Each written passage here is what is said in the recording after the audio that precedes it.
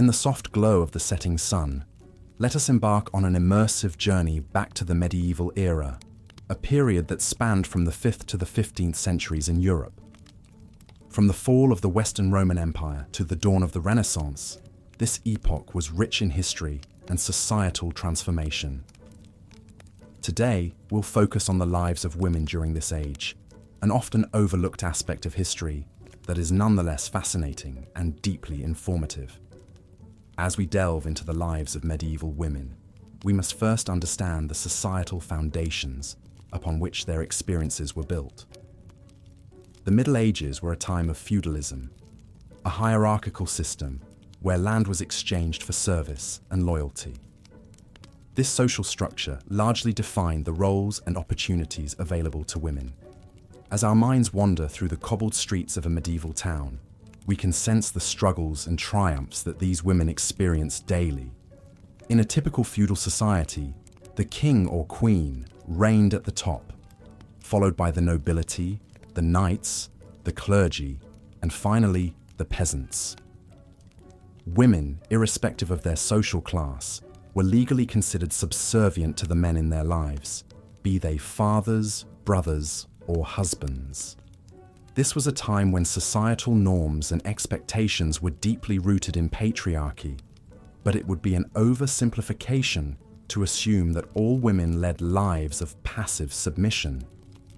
In fact, women of the medieval era were known to have held roles as diverse as their male counterparts. Women of the nobility, although their primary role was to bear heirs, often managed large estates in the absence of their husbands. This task required a myriad of skills, including managing finances, supervising work, and making important decisions for the estate.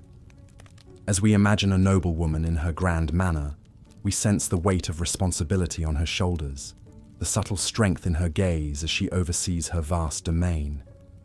Peasant women, on the other hand, led lives that were filled with hard work and toil.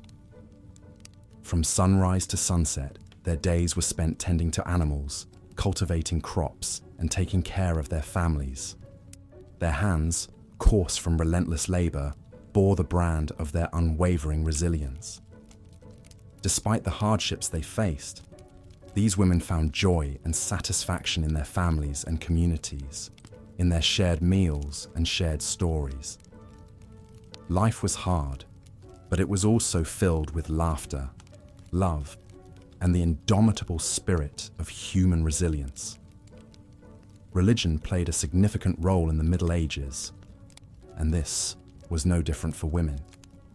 Many women found solace and purpose within the confines of the church.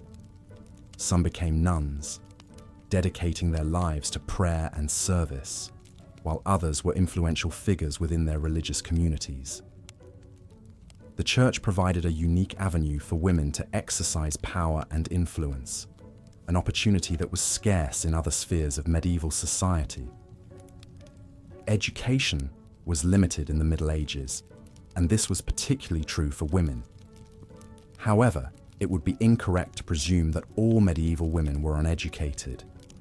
Noble women and women of the church often received an education, learning to read and write, to understand Latin, and to study religious texts.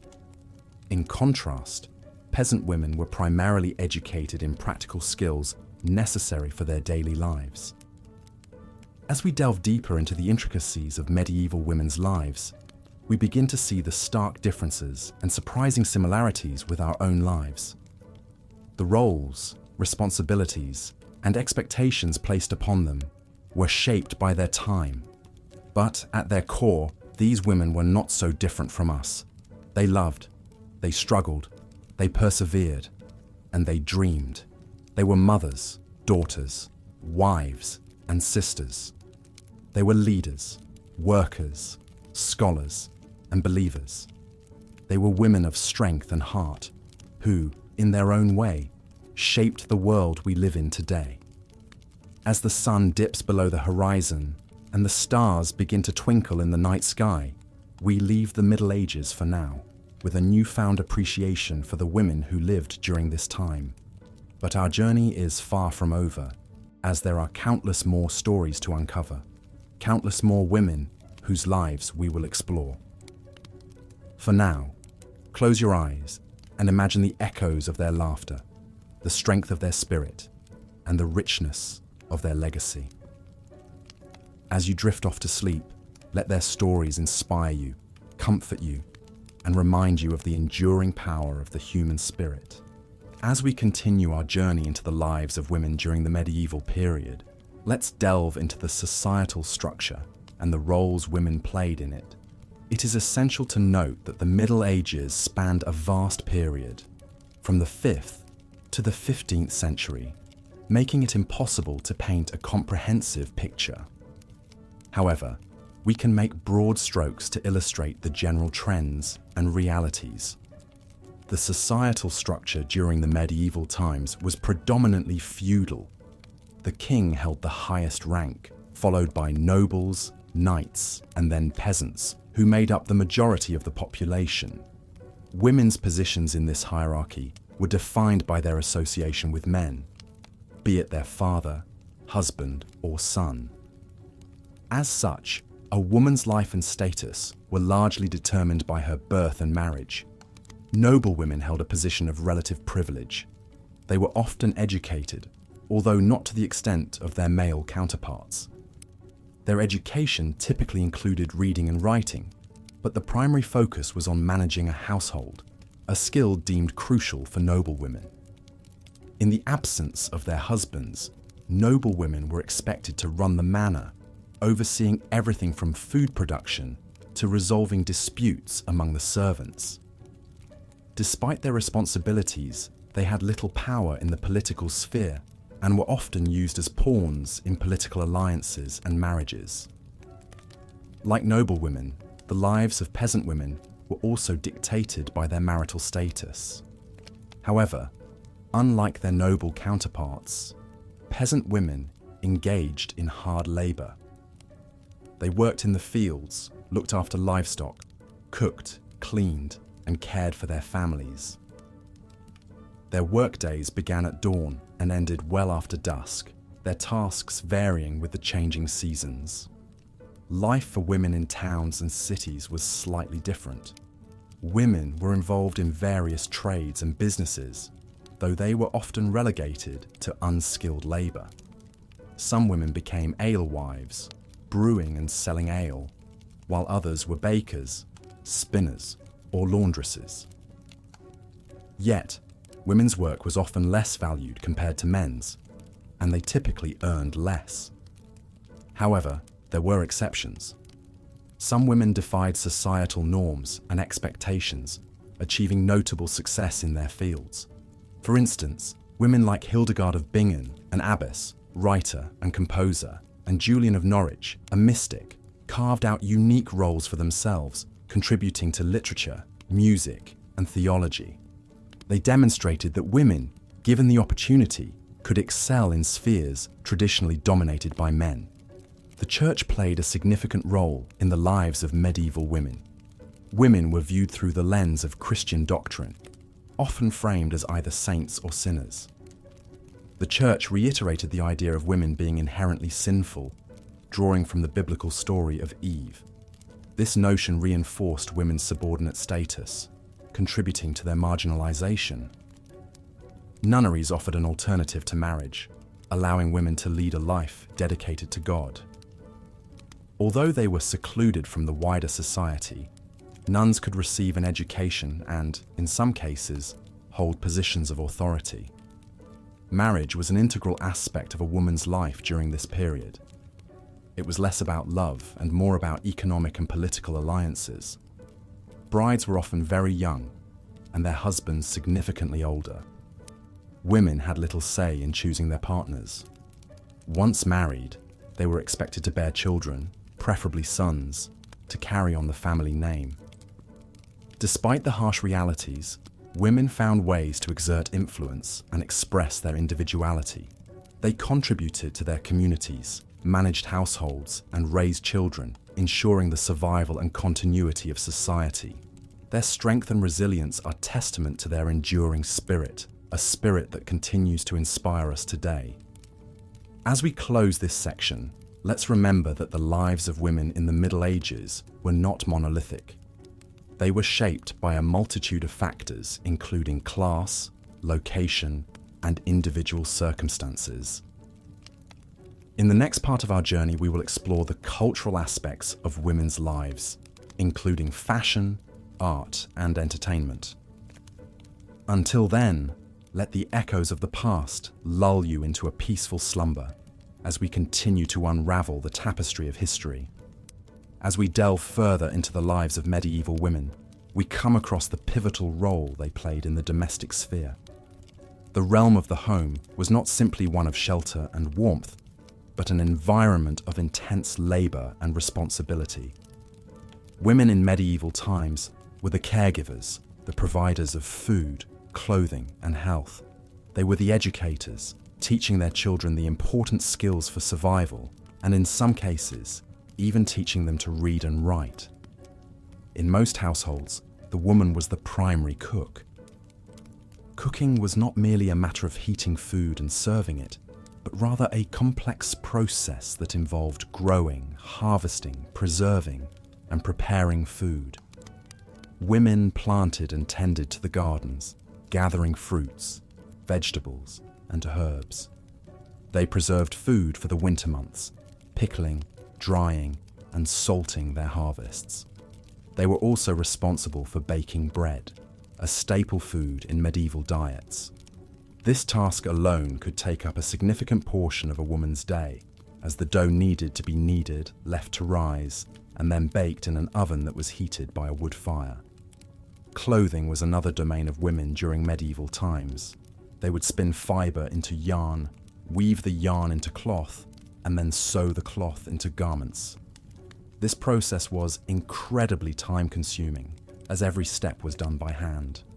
Women also washed and mended clothes, knitted hats, gloves and socks, and made shoes and boots from leather. In addition to these tasks, women were also responsible for the health of their families. They were the primary caregivers, tending to the sick and the injured. Women were knowledgeable in the use of herbs and other natural remedies, and they would concoct potions, salves, and infusions to treat a variety of ailments. Childbirth, too, was the realm of women. Midwives, often older women who had given birth themselves, were called upon to assist in the birthing process. But women's responsibilities were not confined to the home. Many women worked outside the home as well, contributing to the family income.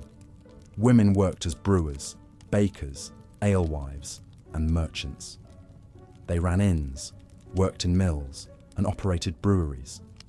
Some even held positions of power, such as abbesses, who were the female heads of monastic communities. Education, too, was a part of women's lives in medieval times. While it's true that formal education was largely reserved for men, particularly those in the clergy, women were not entirely excluded. Some women, particularly those from wealthy families, were educated by tutors and could read and write. They studied Latin, the language of the church, and they learned the skills necessary to manage a household, such as accounting and record keeping. Yet despite these roles and responsibilities, women in the medieval period were not considered equals to men. They were generally considered weaker, both physically and mentally, and were often depicted as being more susceptible to temptation. Women were excluded from political power and were often denied the right to own property. However, some women found ways to challenge these societal norms and carved out positions of power and influence for themselves. As we continue our exploration of women in the medieval times, we'll encounter stories of such women who defied societal expectations and left their mark on history. We'll delve into the lives of queens and noblewomen, of saints and mystics, and of everyday women who navigated the complexities of life in this turbulent, yet fascinating period of history. But for now, close your eyes and imagine the bustling activity of a medieval home, with a woman at its heart, orchestrating the rhythm of daily life. Picture her tending to the garden, kneading dough, weaving cloth, caring for the sick, teaching her children, working her trade. Despite the many challenges she faced, she was the cornerstone of her family and her community, a testament to the resilience and strength of women throughout history. As we continue our journey into the medieval period, we find ourselves exploring the domestic life of women. When we think of the Middle Ages, our minds often conjure images of knights in shining armor and grand castles. But for most women, their realm was the home, the heart of everyday life. Whether they were of noble birth or humble beginnings, women were primarily associated with the domestic sphere, and as such, they had considerable responsibilities and duties to fulfill. From dawn till dusk, women in the Middle Ages were tasked with a variety of chores. Preparing food, making clothing, and caring for children were all part of the daily routine. They had to be proficient in spinning, weaving, and sewing. In the absence of modern conveniences, these tasks were labor-intensive and time-consuming. The spinning of wool, for example, could take up to 9 hours a day, leaving little time for any other pursuits. And yet, despite this heavy workload, medieval women were also expected to maintain a serene demeanor and a pleasant household environment. Cooking was another significant part of a woman's role, and it was often a complex and arduous task. Meals were not as simple as they are today. Without the luxury of refrigeration or fast food, women had to plan meals meticulously, taking into account the availability of ingredients and the changing seasons. They had to know how to preserve food, how to make cheese, how to brew beer, and how to bake bread. They also had to be knowledgeable about medicinal herbs, as they were often the primary caregivers when family members fell ill. Childbirth and childcare were, of course, important aspects of a woman's role. In a time when medical knowledge was scarce, childbirth was a dangerous and harrowing process. Women relied heavily on the support of other women in their community, whether they were midwives, relatives, or friends. Once the children were born, they were primarily cared for by their mothers, who were expected to raise them with good morals and manners. This responsibility was taken very seriously, as children were seen as the future of the family line and the community. While it might appear that women were confined to the home, this was not entirely the case. Many women were involved in business activities, especially if they were widowed or their husbands were away. They could run shops, inns, or bakeries, and they could trade in markets. They could also own land and property. The notion of women as purely domestic creatures is a myth that has been debunked by numerous historical records. Moreover, women were also involved in charitable work. They visited the sick, helped the poor, and took part in religious activities. In fact, many women found an outlet for their talents and ambitions within the church. Women could become nuns and devote their lives to prayer and service, or they could become mystics and visionaries, influencing religious thought and practice. Despite the many challenges they faced, women in the Middle Ages were resilient and resourceful. They learned to navigate the constraints of their society and to carve out spaces for themselves within it. They were far from passive or helpless. They were active agents in their own lives, contributing significantly to the functioning of their households and their communities. As we delve deeper into the lives of women in the Middle Ages, it's important to remember that their experiences were not uniform. Women's lives varied greatly depending on their social status, geographical location, and personal circumstances. However, by understanding the common threads that bound them, we can gain a fuller picture of what life was like for women during this fascinating period in history. As we close this section of our exploration, let's take a moment to reflect on the endurance and strength of these medieval women. Their lives were not easy by any means, but they persevered, shaping the course of history in ways both small and large. As we move forward, we'll delve further into the societal roles and expectations of women, their influence on the church, and their contributions to the arts and sciences. As we progress through our historical journey, we arrive at an intriguing facet of medieval life, the experience of women in education and intellectual pursuits. This is a topic that often elicits much curiosity, as the context of the Middle Ages often paints a picture of limited freedoms and opportunities for women. However, the reality is far more complex and nuanced. In the early Middle Ages, education was often a privilege of the elite, and women, irrespective of their social rank, were generally excluded from formal educational settings. Yet this did not mean that women were entirely devoid of learning. In many households, especially those of the nobility, private tutors were employed to instruct children in reading, writing, arithmetic, and religious doctrine. Girls, alongside their brothers, were recipients of this basic education, which was considered necessary for managing household affairs and understanding religious teachings. As we move into the later Middle Ages, we find an increasing emphasis on education, and surprisingly, women were not entirely excluded. It's important to note that the church played a pivotal role in the educational landscape of this time. Convents and monasteries were among the few establishments providing formal education. Women who joined these religious institutions had access to learning that was otherwise unavailable to their counterparts in secular society. They could study Latin, read and transcribe religious texts, and even engage in scholarly debates. One such example is Hilda of Whitby, a 7th century English abbess who was known for her wisdom and learning. Her monastery at Whitby was a renowned centre of learning, and she herself is credited with educating 5 future bishops. Hilda's story, though unique, was not entirely an anomaly. Women in religious communities across Europe were actively engaging in intellectual pursuits, contributing to the rich tapestry of medieval knowledge and culture. Yet, it would be remiss not to mention the many women who were denied access to education. Women of the lower social strata, such as peasants and serfs, were primarily occupied with laborious work, leaving little time for intellectual pursuits. Even for those who had the means and the time, societal norms and expectations often acted as barriers. Women were expected to concentrate on their roles as wives, mothers, and homemakers, and the pursuit of learning was often seen as an unnecessary distraction. Nevertheless, there were women who defied these norms and carved a space for themselves in the world of letters. Christine de Pizan, a writer and philosopher, is a shining example.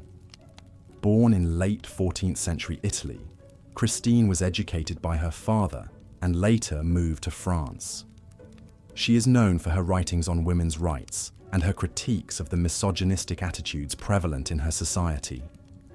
She used her pen to challenge the status quo and assert the intellectual capabilities of women, thereby leaving an indelible mark on medieval literature and thought. As we continue our exploration of the lives of women in medieval times, it's crucial to recognize the diversity of their experiences. While many women were confined by societal norms and expectations, others were able to transcend these barriers and contribute to the intellectual legacy of the Middle Ages. These stories of resilience and defiance remind us that despite the constraints of their time, women were active participants in shaping the course of history. As the night deepens, let these tales of medieval women lull you into a peaceful slumber, inviting dreams of ancient castles, echoing cloisters, and the quiet rustle of parchment in candlelit rooms. And when you wake, may you carry with you a deeper understanding of the past and the women who helped shape it. As we journey further into the lives of women in medieval times, our focus now shifts towards education, an area often overlooked when discussing this period. We have spoken of noble women and peasant women, of their roles and duties, but what of their minds? What did they learn, and how did they learn it? In the early Middle Ages, education was a privilege largely reserved for males, particularly those of noble birth. However, this does not mean that women were completely devoid of knowledge. The daughters of nobility, while not often given formal education, were taught by their mothers and governesses the skills needed to run a household. This included not just domestic duties, but also lessons in management, diplomacy, and sometimes even basic reading and writing. Religious institutions, too, played a significant role in educating women. Convents were particularly important centres of learning for women, with many nuns being taught to read and write in Latin. Through the transcription of religious texts, these women were able to contribute to the intellectual culture of the time, albeit in a limited capacity. It was within these hallowed halls of the convent that women could escape the traditional roles society had laid out for them and develop their intellectual abilities. However, it is important to note that this opportunity was not available to all women. Convents were primarily places for the daughters of the nobility, while peasant women rarely had the opportunity to learn beyond the skills necessary for their daily lives. The disparity in education between noble and peasant women was a reflection of the deep social divides of the time. As the Middle Ages progressed, so too did the opportunities for women's education. The late Middle Ages saw the rise of vernacular literature, which allowed more women to access written knowledge. Women like Christine de Pizan, an Italian-French late medieval author, emerged as educated women who could read and write in the vernacular. Pizan is often hailed as Europe's first professional woman writer, and her works offer a fascinating insight into the intellectual life of women in the late Middle Ages. Yet, even as these advancements were being made, the education of women remained a contentious issue. Many societal norms and religious beliefs of the time held that women were inferior to men and that their primary role was to bear children and maintain the household. These views often led to the marginalization of women in educational institutions, with very few being allowed to study at the newly emerging universities. Despite these challenges, medieval women demonstrated a remarkable resilience in their pursuit of knowledge. They found ways to educate themselves, whether it be through the teachings of their mothers, the tutelage of the convent, or the clandestine reading of vernacular literature. Their stories serve as a testament to the enduring human spirit and its quest for knowledge, even in the most restrictive of circumstances. As we move towards a closer look at the roles of women in medieval society, it is essential to remember that these women were not just wives and mothers, but also learners and sometimes teachers. Theirs were lives of complexity and nuance, shaped by the times in which they lived, but also by their own desires and ambitions. As we continue our journey, let us keep these revelations in mind, acknowledging the struggles and triumphs of these women who lived so long ago. Our exploration of women's lives during medieval times is far from over. In the next section, we will delve into the world of work, exploring the roles women played in the economy of the Middle Ages. From the fields to the marketplaces, from the home to the workshop, we will discover the myriad ways in which women contributed to their societies. But for now, let us pause and reflect on the lessons we have learned from the women of the past and the paths they have paved for the women of the future. As we continue our journey back in time to the Middle Ages, we now find ourselves exploring the roles and expectations of women within the realm of education and literacy. While education during this era was not as we understand it today, it played a significant role in shaping the lives of women, particularly those within higher social classes. The opportunity to receive an education was largely determined by a woman's social standing. Noble women were often given the right to education, though it was a privilege not extended to all. Learning was often conducted within the confines of a monastery or a convent, where girls were taught by nuns in a range of subjects such as reading, writing, music, and embroidery. These institutions provided a space for women to learn, create, and express themselves, which was quite a rarity in a time when most of society was dominated by men. Despite the societal limitations imposed on them, some women were able to grasp the opportunity for education and used it to make a significant impact on society. The remarkable Hildegard of Bingen, for instance, was an abbess, artist, composer and writer who is remembered to this day for her religious visions and her contributions to music and literature. However, it is crucial to remember that the majority of women during the Middle Ages were not as fortunate. Women of lower social classes, such as peasants, were typically deprived of any formal education. Their lives were devoted to hard manual labor in fields or at home, where they tended to their families and household chores. Their education was limited to learning practical skills necessary for survival, such as cooking, weaving, and brewing.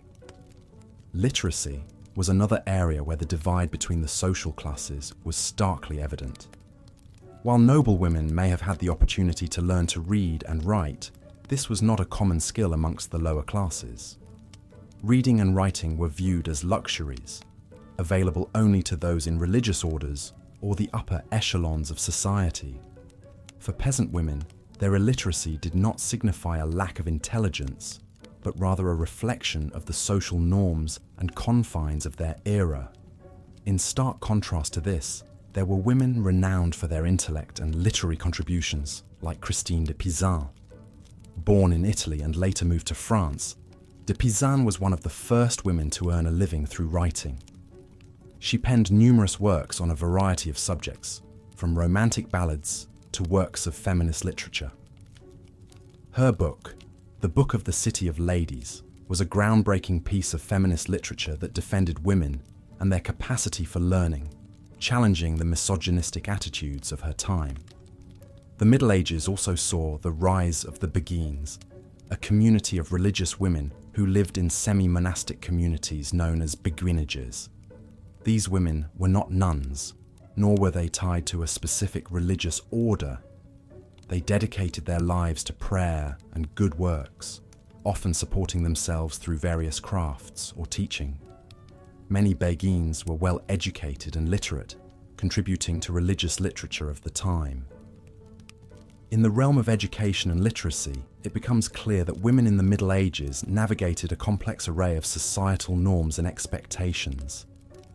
Despite the constraints of their time, many women sought knowledge and learning, leaving a lasting impact on the historical record. Their stories remind us of the resilience and adaptability of women who, against all odds, managed to carve out spaces for themselves to learn, create, and contribute to their societies. As we transition into our next section, we will delve further into the roles and responsibilities of women in the workforce during the Middle Ages. We will explore the various occupations open to women, the challenges they faced, and the invaluable contributions they made to their societies. So, close your eyes and allow yourself to be transported back in time, to the bustling markets and workshops of medieval Europe, and let the stories of these remarkable women lull you into a peaceful slumber. As we continue our journey through the life of women in the medieval period, we find ourselves delving into the realm of work and labour. It is indeed a common misconception that medieval women were confined solely to the domestic sphere, limited to the roles of wives and mothers. This notion, while partially true, overlooks the vast array of occupations and roles that women undertook during this time. In the Middle Ages, the work a woman did was largely determined by her social status. Noble women, despite their elevated position in society, were expected to manage their households, oversee the education of their children, and sometimes even supervise the running of their husbands' estates in their absence. This management could involve the coordination of a large number of servants and workers, making it an intense and demanding role. Lower down the social ladder, peasant women's work was primarily agricultural.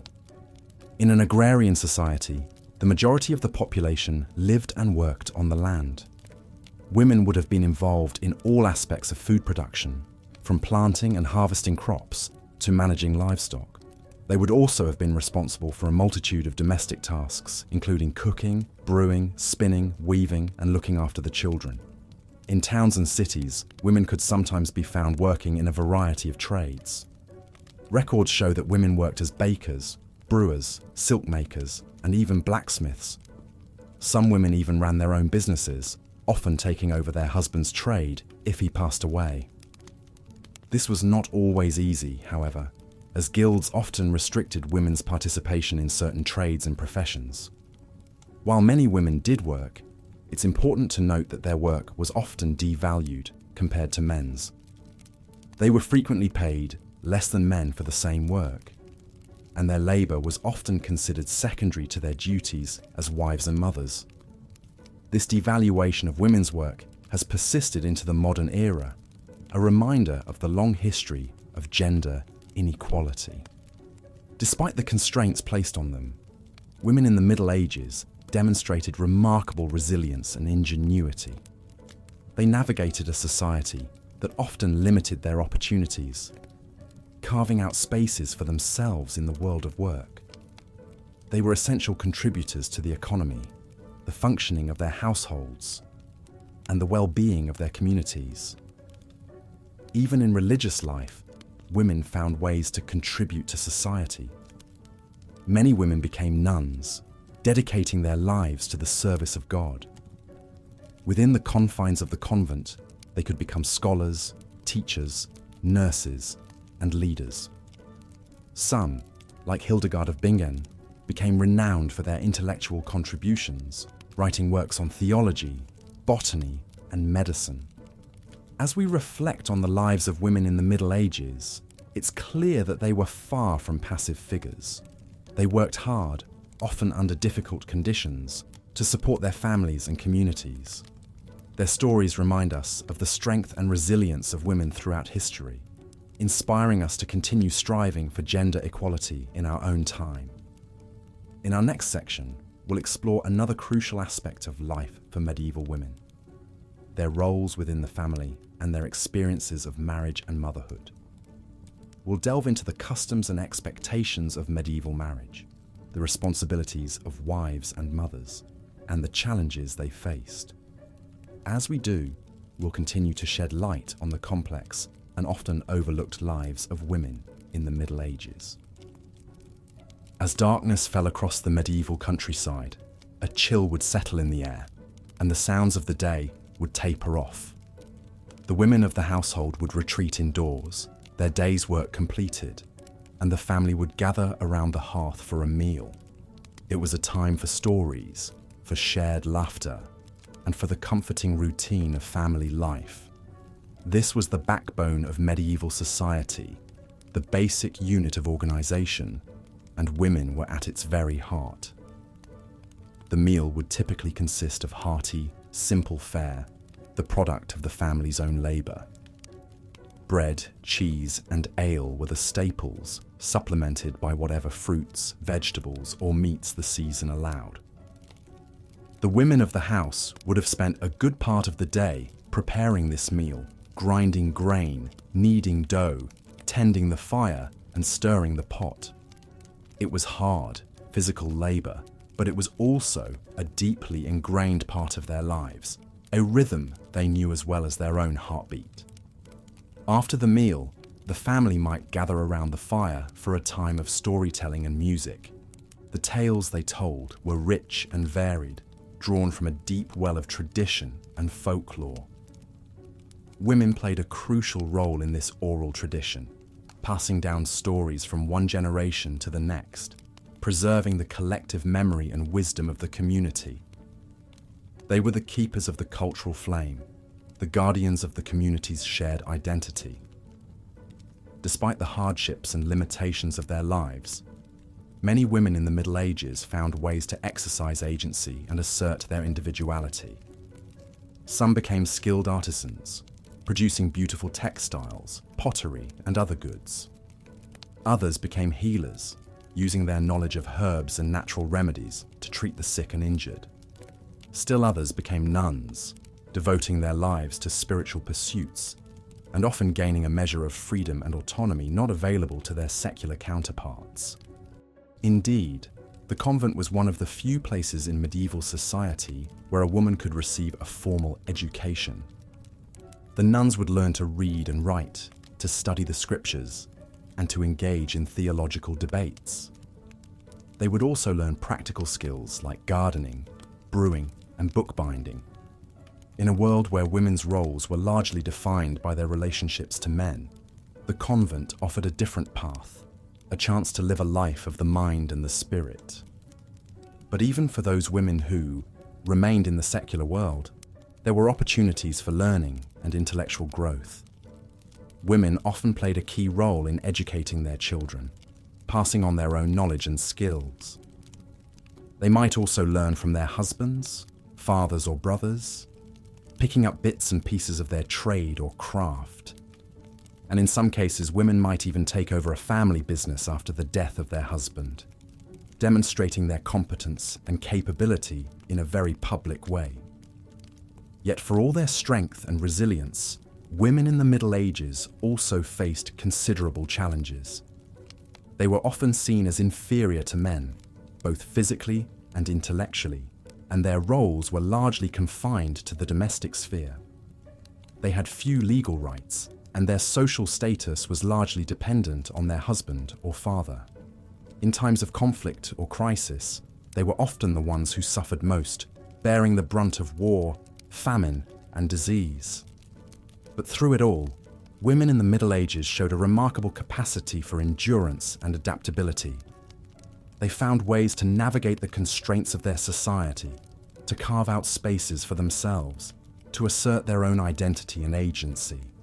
And in doing so, they shaped the world around them in ways both big and small. The life of a woman in the Middle Ages was not easy, but it was not without its rewards. There was the warmth of the hearth, the companionship of family and friends, the satisfaction of a job well done. There was the rhythm of the seasons, the beauty of the natural world, the joy of song and story. And there was the knowledge that they were part of something larger than themselves, a vast tapestry of human experience stretching back through the centuries. As we delve deeper into the lives of women in the Middle Ages, we find a story of strength and resilience, of creativity and adaptability, of courage and determination. It is a story that resonates across the centuries, echoing in the lives of women today. And it is a story that deserves to be told. And so, as we close this chapter, we are left with a sense of admiration for these women of the Middle Ages, who navigated a world that offered them few opportunities, with strength, grace, and resilience. In the quiet of the night, as the hearth's fire dwindles and the moon rises high in the sky, we bid them good night, knowing that their stories and their spirit continue to live on. As we continue our exploration of the lives of women during the medieval period, it is essential to remember that the era spanned several centuries and encompassed a variety of cultures and societies.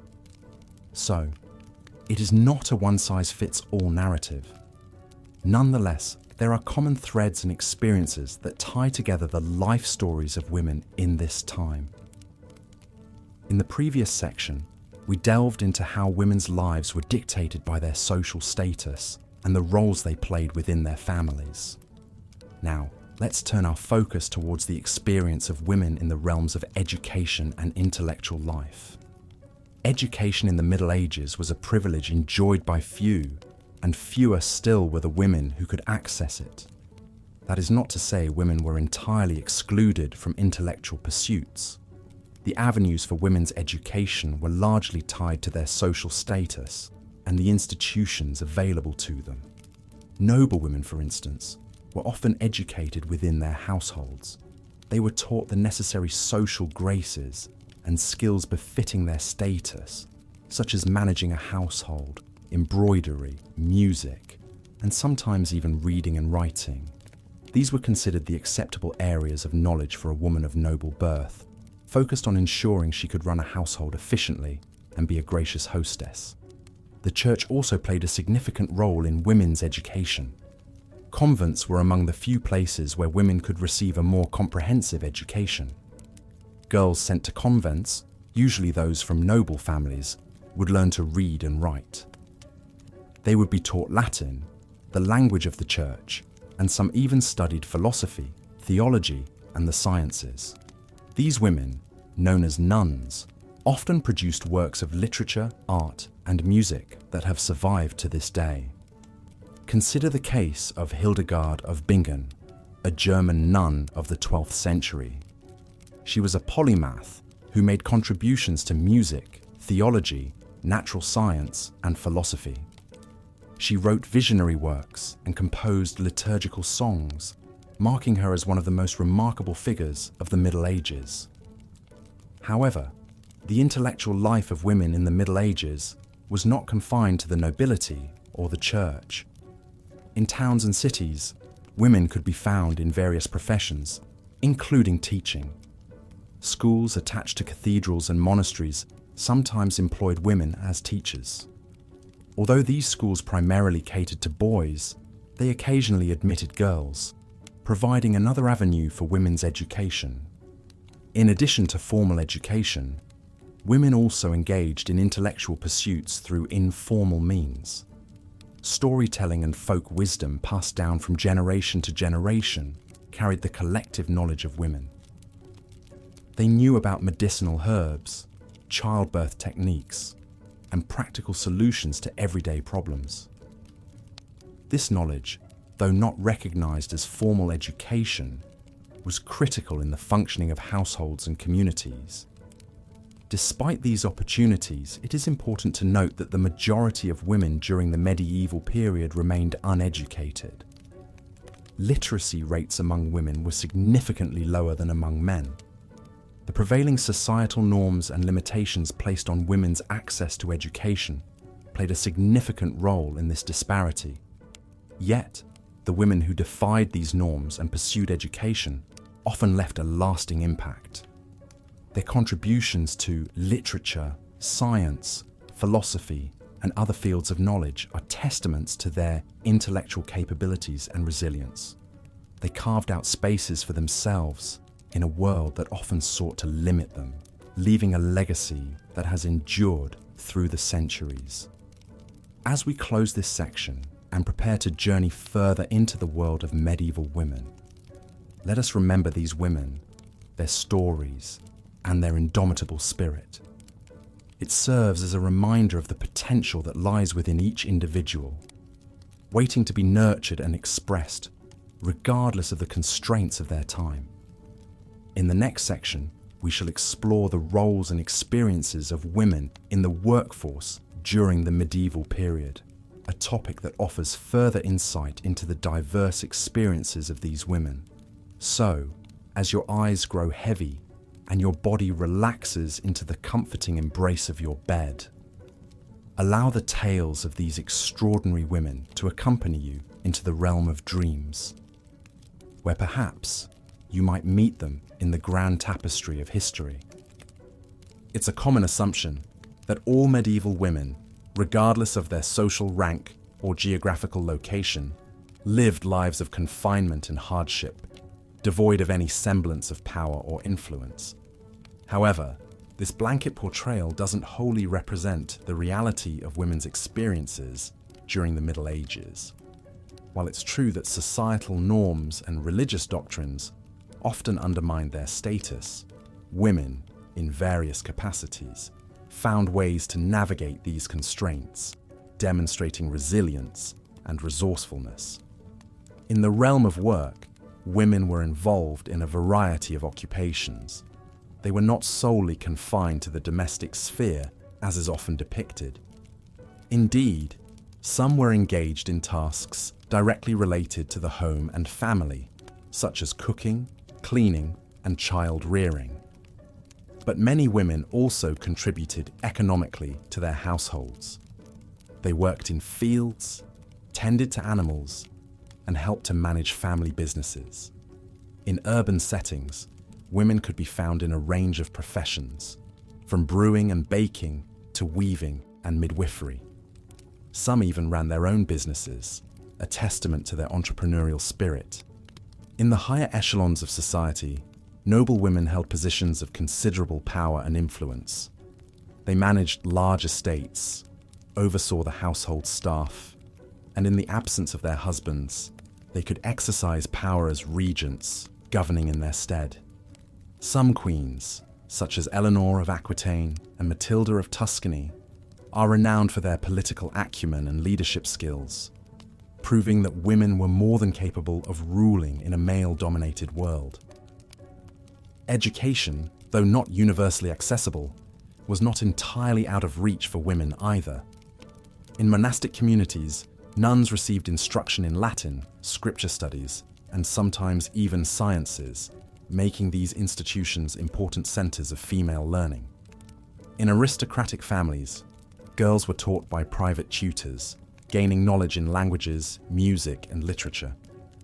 However, it's important to note that life in the Middle Ages was not without its hardships for women. The societal norms of the time were deeply entrenched in patriarchal values.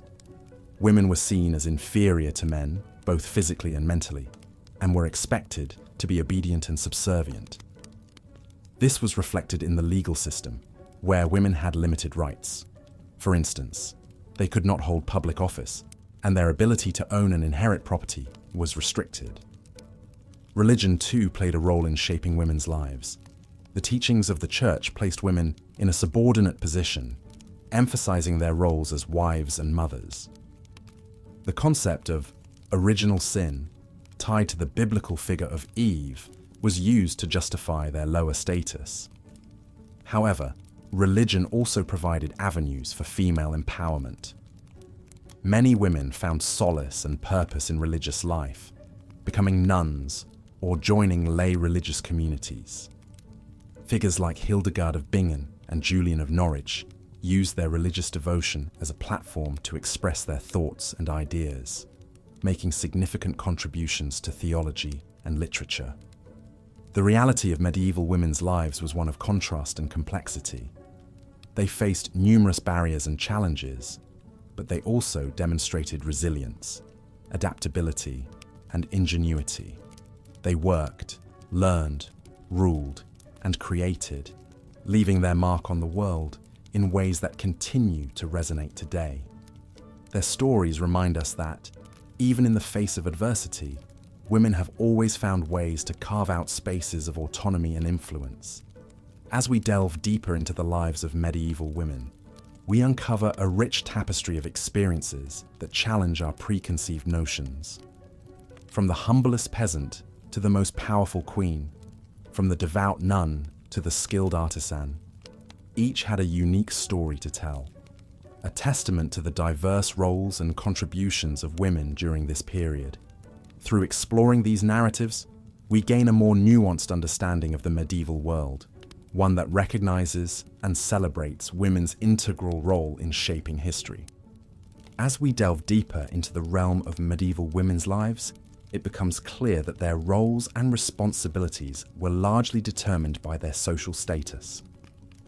The life of a woman was not uniform. Instead, it was a spectrum of experiences influenced by factors such as wealth, birth, marriage, and location. Let's now explore the life of women in the upper echelons of society, the nobility. Noble women, while still subjected to the societal limitations of their gender, enjoyed a slightly more privileged existence. They were typically educated, albeit in a limited capacity compared to their male counterparts. Their education primarily focused on managing a household and estate, as well as learning courtly etiquette. They were also taught how to read and write, with many noble women becoming patrons of literature and arts. Some even penned their own works, such as Marie de France, who was one of the most renowned poets of the 12th century. The primary duty of a noblewoman was to bear and raise children, particularly sons, who would continue the family line. Marriage was often a political arrangement designed to secure alliances, wealth, or land. Love was rarely, if ever, a deciding factor. Despite this, there are accounts of affectionate relationships between noble couples, suggesting that emotional bonds could develop over time. As the lady of the manor, a noblewoman was responsible for managing the household. This involved overseeing the domestic staff, ensuring the smooth running of the estate, and often managing finances. In the event of her husband's absence due to war or travel, she would assume his responsibilities, effectively running the estate. These duties required considerable administrative acumen, highlighting the significant role women played in the functioning of the medieval society. However, the life of a medieval noblewoman was not without its hardships. Pregnancy and childbirth were perilous, with many women dying in childbirth or from related complications. Noblewomen also faced the threat of violence, particularly during periods of political instability. Abductions for political or financial gain were not uncommon, and noblewomen were often the targets. Let's shift our gaze now to the women of the middle class, the burghers or bourgeoisie. These women were typically the wives or daughters of merchants or artisans.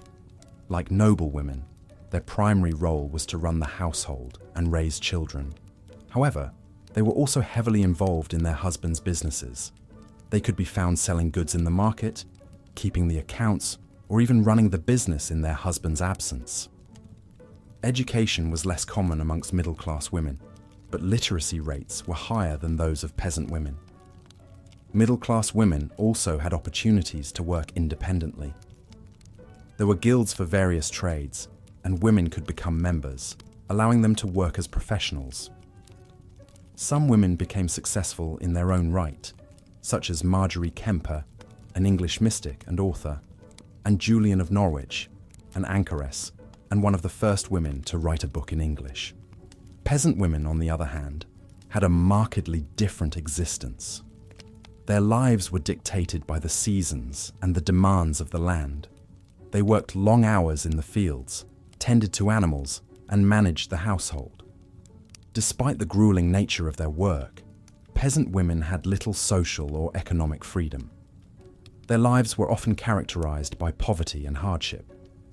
Despite the stark differences in their lifestyles, all medieval women shared some common experiences. They all lived in a society that valued them less than men, and their opportunities were limited by their gender. However, they found ways to exert influence and control over their lives, whether as a lady of the manor, a guild member, or a peasant. Women played a crucial role in the functioning of the medieval society. As we continue our journey, we'll delve deeper into the unique roles and experiences of women in medieval times, shedding light on their struggles, achievements, and resilience. So, close your eyes and let the echoes of the past lull you to sleep as we journey further into the heart of medieval womanhood. As we delve deeper into the lives of women during the medieval era, we encounter the oft misunderstood realm of women in the workforce. It is an often mistaken belief that women during this time were confined solely to domestic roles. However, like the tapestry of history itself, the roles and responsibilities of women during the medieval era are far more intricate and varied. Let's take a moment to paint a picture of a bustling medieval town, the cobblestone streets teeming with activity. Among the vendors selling their wares and craftsmen tending to their trades, you would find women. Women worked in a variety of roles, often dictated by their social status. The wives and daughters of tradesmen might be seen assisting in the family business, while wealthier women might manage servants and oversee their husbands' estates.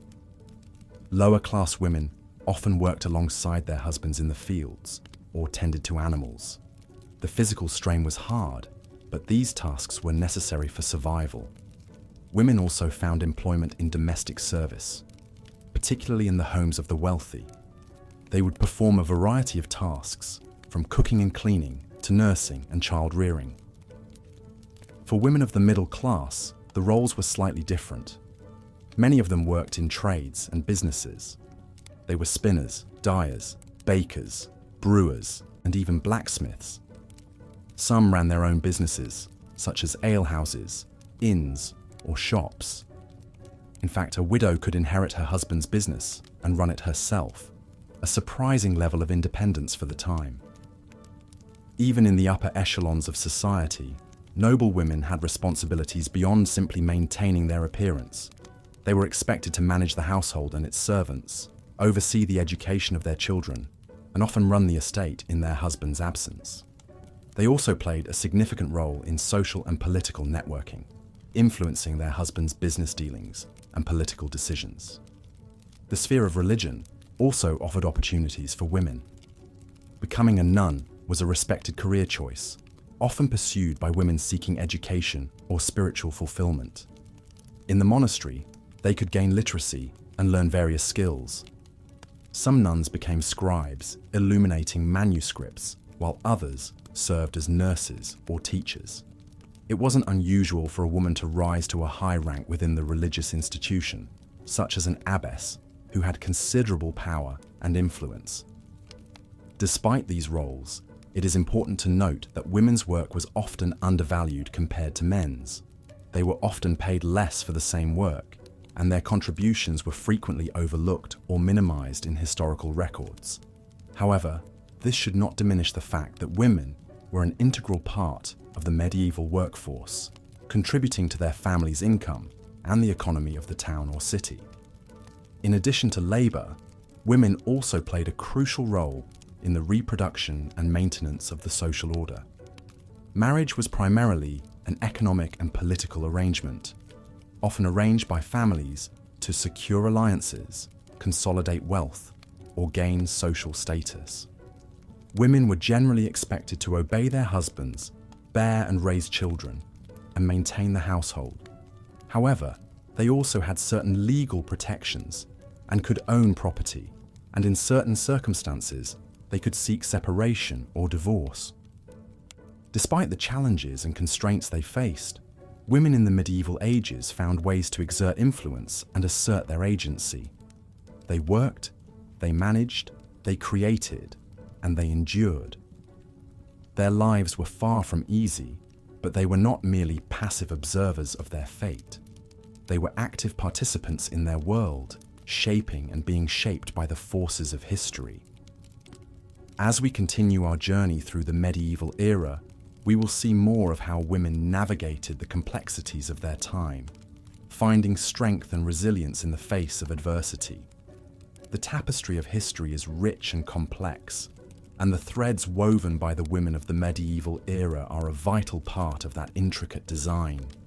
The echoes of their lives resonate in our world today, reminding us of our shared history and the enduring power of the human spirit. As you drift off to sleep, let your thoughts wander through the streets of a medieval town, following the footsteps of the women who once walked there. As we navigate through the annals of history, we find ourselves now in the realm of medieval women's experiences with education and intellectual pursuits. While it is true that many historical accounts of this period focus on the deeds and exploits of men, it would be a gross oversimplification to assume that women were absent from the intellectual life of the Middle Ages. Education in medieval times was not a universal right, but rather a privilege only accessible to the wealthy or those in religious orders. However, it is important to note that women were not entirely excluded from this privilege. While it was rare for women to receive formal education, it was not unheard of. Daughters of nobility and the upper classes were sometimes given the opportunity to learn reading, writing, and arithmetic. They were also taught to manage household affairs, which could be a complex task in a large estate, requiring knowledge of accounts, management of servants, and often intricate social protocol. In the realm of academia, women mostly remained on the sidelines, but there were exceptions. Women like Hildegard of Bingen, an abbess, mystic, philosopher, and musician, defied societal norms and contributed significantly to the intellectual discourse of the time. Her holistic approach to health, spirituality, and the natural world was revolutionary for her time and continues to be studied today. She wrote numerous works on subjects as diverse as theology, botany, and music, offering a glimpse into the intellectual capabilities of women during this era. The medieval period was also when the tradition of female mystics began to flourish. Julian of Norwich, an English anchorite, is known for her book, Revelations of Divine Love, believed to be the first book written in English by a woman. These women, often part of religious orders, explored their spirituality and shared their insights in writings that have become integral to understanding the religious thought of the Middle Ages. In the realm of literature, women also made their mark. Marie de France, a poet from the 12th century, is one of the earliest known female poets writing in French and Old English. She penned Lais, a form of lyrical, narrative poetry that often explored courtly love and chivalric adventure. Her works offer a rich tapestry of medieval life, embodying a female perspective that was uncommon in literary works of the time. For many women, however, education was informal, passed down through generations. Skills such as weaving, brewing, and herbalism were taught from mother to daughter or within communities. Women were the keepers of practical knowledge necessary for everyday survival, and their wisdom often extended well beyond the home. They served as midwives, healers, and wise women, roles that required extensive knowledge of herbs and medicine. Despite the constraints placed on them, the women of the Middle Ages found ways to engage with intellectual pursuits. They navigated societal norms and expectations, finding loopholes and pushing boundaries to garner knowledge and express their thoughts. This era saw the emergence of strong, learned women who defied the limitations of their time, demonstrating that the thirst for knowledge and the desire to contribute were not exclusive to the male domain. As the night draws in, let us appreciate the women who, against the odds, engaged with the intellectual life of the Middle Ages. Their stories serve as reminders of the resilience and capacity of the human spirit to seek knowledge, even in the most challenging circumstances. As we drift closer to sleep, let us carry with us the image of these women, huddled over their manuscripts or brewing their healing potions, their minds alive with curiosity and wonder in a world that often sought to limit them. These women, like the stars that begin to twinkle in the night sky, were points of light in the vast expanse of history, their contributions illuminating paths for the women who would follow in their footsteps. In the next section, we will explore women's roles in medieval society, focusing on their work and occupations. While many women were confined to their homes, others ventured out into the world, taking on roles and responsibilities that challenged the societal norms of their time. As you drift off to sleep, let the stories of these remarkable women lull you into a peaceful slumber, their strength and resilience serving as a testament to the power of the human spirit. As we continue our journey into the lives of women in medieval times, we arrive at the pivotal role that religion played. The church was not just a place of worship during this period. It was the center around which all life revolved. For women, the church offered several paths and opportunities. There were women who chose to dedicate their lives to the service of God, living as nuns in a convent. This was a significant choice, for it meant renouncing all worldly possessions, family ties, and the prospect of marriage. Cloistered away in their convents, these women led lives of prayer and contemplation. They followed a strict daily routine that included communal prayer, private meditation, and work that benefited the convent, such as tending to the herb garden, nursing the sick, weaving, and brewing. The nuns were also educated, a rarity in a time when literacy was not common, especially among women. They read and wrote in Latin, copied manuscripts, and produced beautiful works of religious art. Women who were not cloistered away in convents had different religious responsibilities. They were expected to attend Mass regularly, observe the holy days, and follow the Church's teachings on morality and conduct. They were also tasked with the religious education of their children, instilling in them the principles and stories of the Christian faith. Not all women, however, found their place within the confines of the Church's teachings. There were women who were healers, midwives, and herbalists, who held knowledge passed down from generations. Their work was often viewed with suspicion, as it was not always in line with the Church's understanding of the world. Some of these women were even accused of witchcraft, a grave crime that could lead to their execution. The Church also had a significant influence on women's legal rights. Canon law, the law of the Church, had clear positions on issues such as marriage, divorce, and inheritance, which heavily impacted women's lives. While a woman could own property in her own right, her legal status was often tied to that of her husband or father. Marriage was viewed as a sacrament, a holy bond between a man and a woman. The Church expected women to be obedient to their husbands, as they were considered the spiritual heads of the household. Divorce, while technically possible, was difficult to obtain and carried a heavy social stigma. Furthermore, women who were divorced or widowed often found themselves in a precarious situation, as they were dependent on the goodwill of male relatives for their survival. Despite these challenges, there are instances of women who wielded considerable power during this period. Queens and noblewomen often acted as regents, ruling in the stead of their underage sons or absent husbands. They managed estates, brokered political alliances, and even led armies. Their power, however, was often dependent on their relationship with a man, and they faced constant scrutiny and criticism for stepping outside the prescribed roles for women. In the world of commerce too, women played a part. While they were not as common as male merchants or tradesmen, there were women who ran their own businesses. They were bakers, brewers, weavers, and even moneylenders. These women were often widows who had taken over their husband's business after his death. They faced numerous obstacles, from the reluctance of male merchants to do business with them, to the legal restrictions that limited their ability to enter contracts or borrow money. The lives of women in medieval times were shaped by the Church, the law, and societal expectations. They navigated a world that was often harsh and unforgiving, finding ways to survive and even thrive. Their stories are a testament to the resilience and resourcefulness of women throughout history.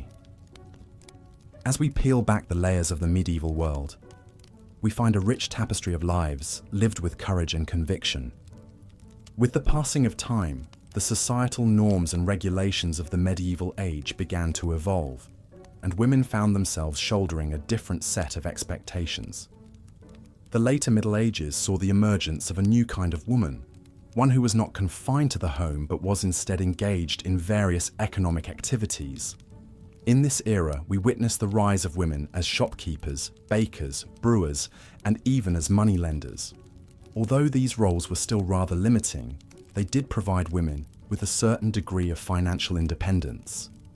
In towns and cities, women could be found engaging in a wide array of trades. They were tailors, candle makers, weavers, and silk workers. They were also employed in the food industry as bakers, brewers, and butchers. A woman could also run a stall in the market, selling everything from fresh produce to handcrafted goods. The Black Death, which swept through Europe in the mid-14th century, also opened up new opportunities for women.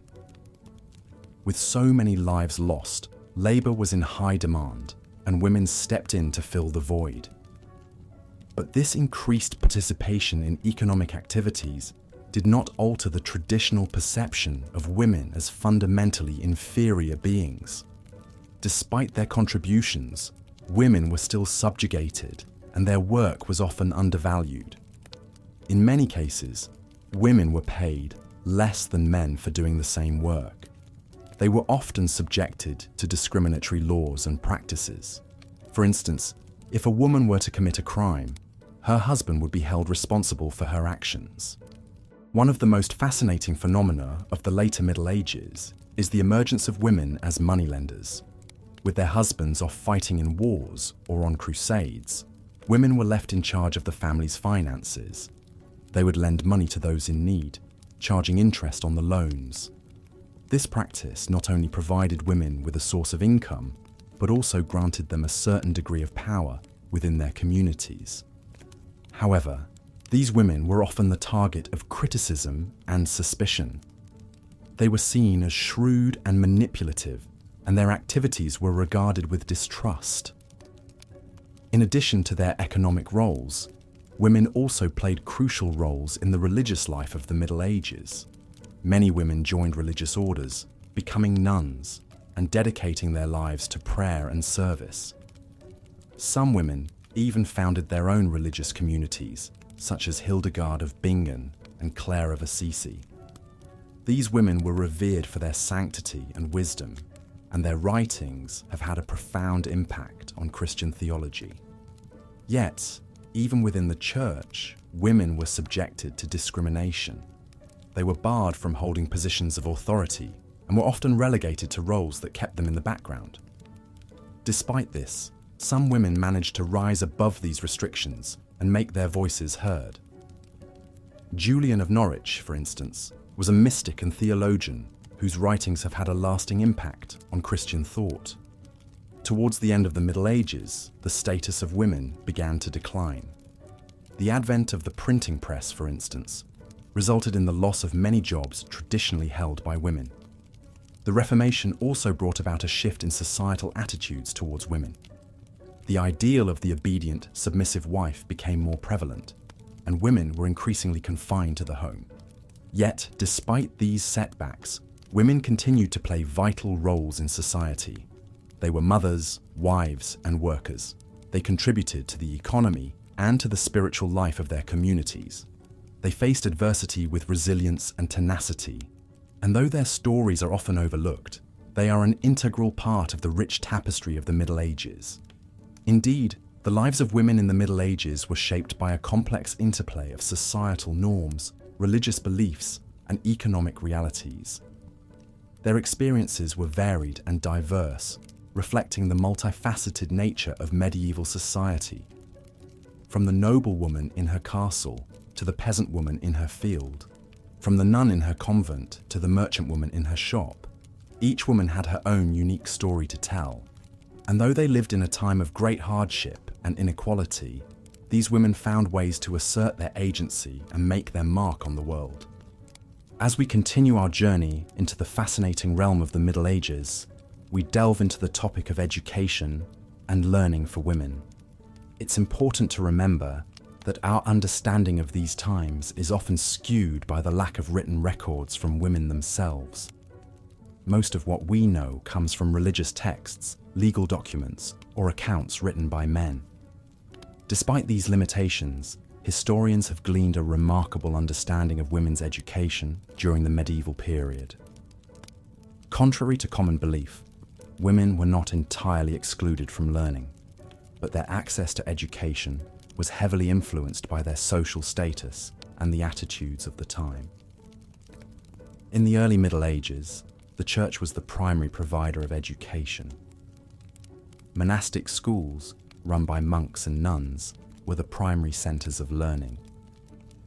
Girls from noble families were often sent to these institutions to receive a basic education. These girls learned to read and write in Latin and were taught the Psalms and other religious texts.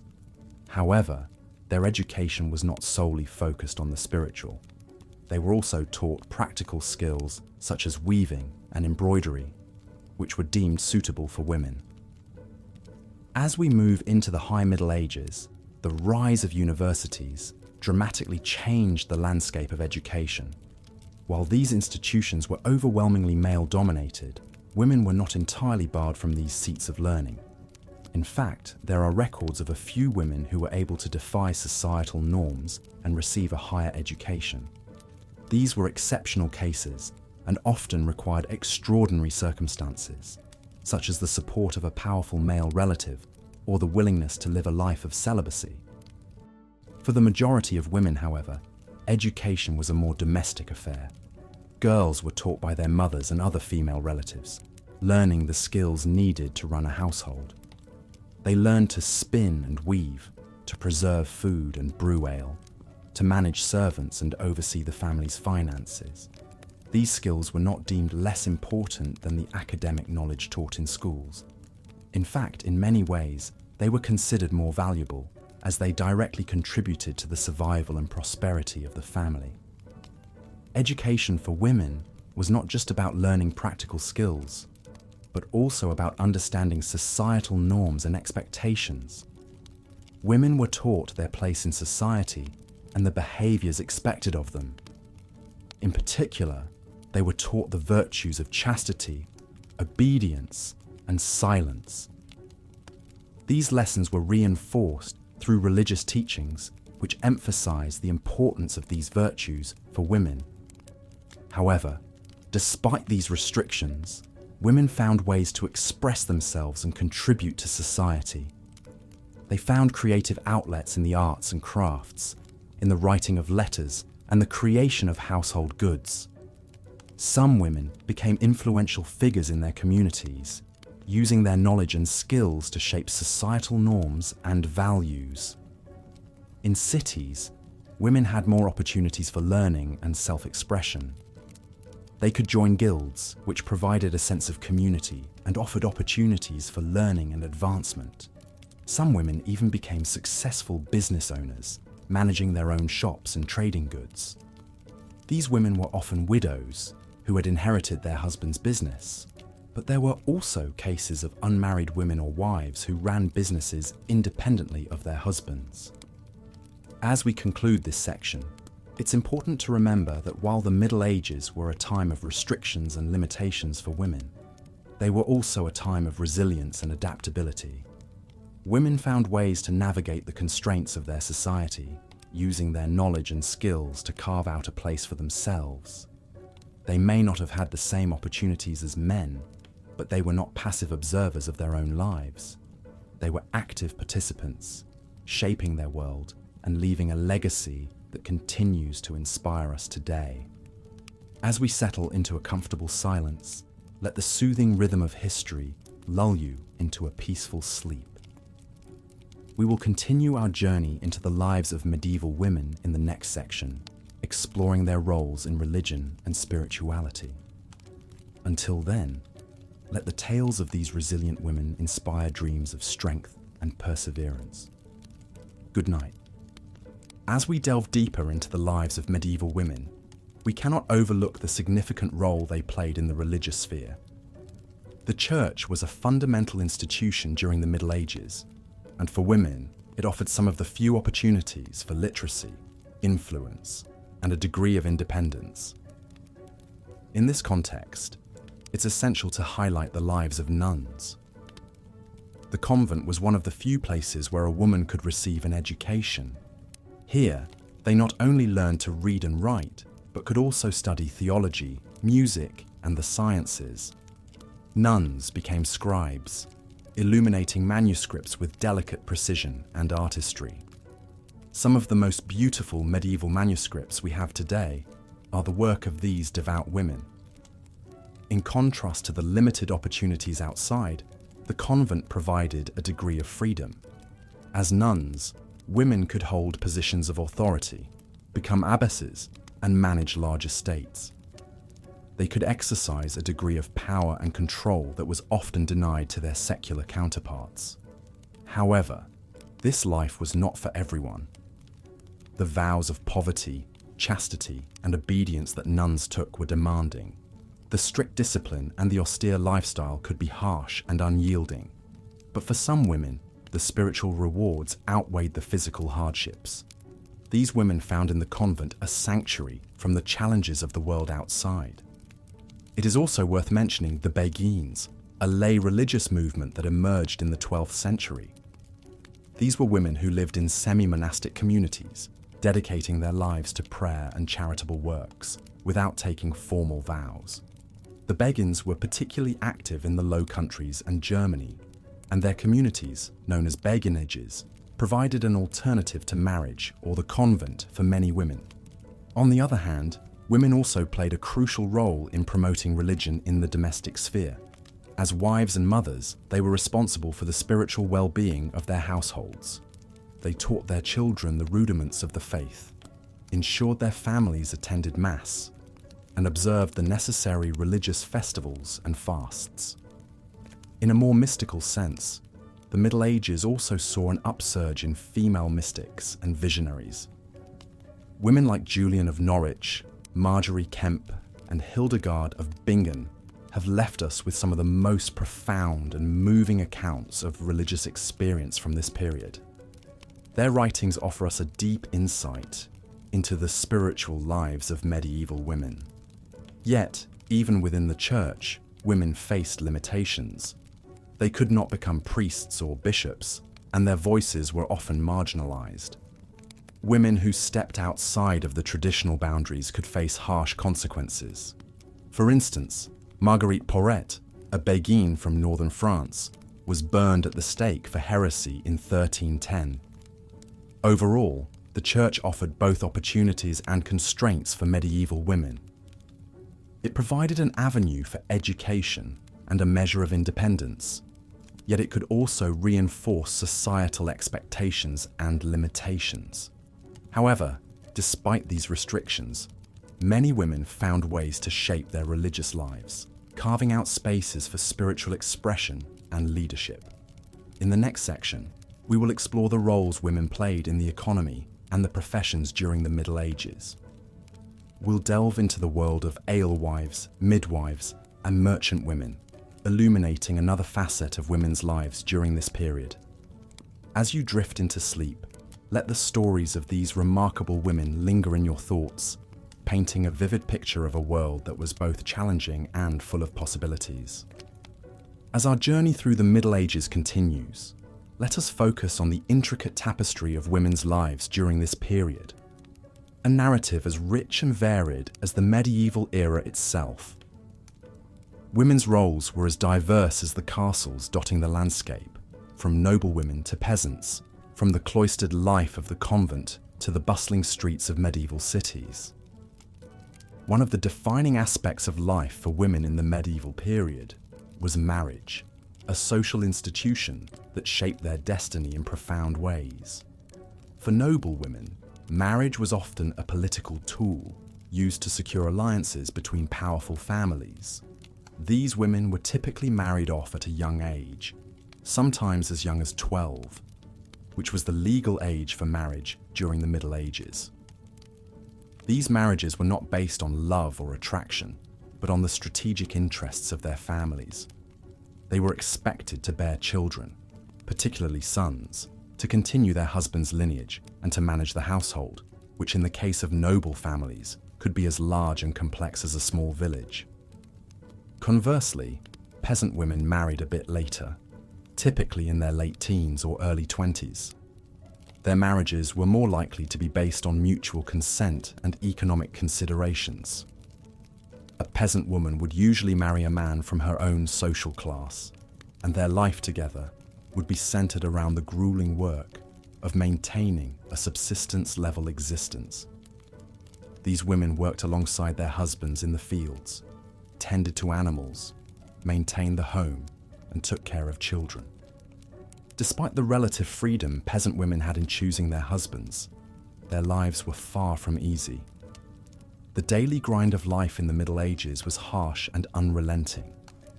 Women were expected to give birth to many children, as infant mortality was high, and the extra hands were needed for work. This constant cycle of childbirth and work took a significant toll on women's health. However, not all women in the Middle Ages were wives and mothers. Some chose, or were chosen, to lead a religious life in convents. These women, known as nuns, lived lives of prayer and contemplation, secluded from the outside world. The convent was one of the few places where women could receive an education during the Middle Ages, studying Latin, scripture, and in some cases, philosophy and natural sciences. Some convents even became centers of cultural and intellectual life, with nuns producing beautiful manuscripts and contributing to theological debates. Life in the convent was not without its hardships.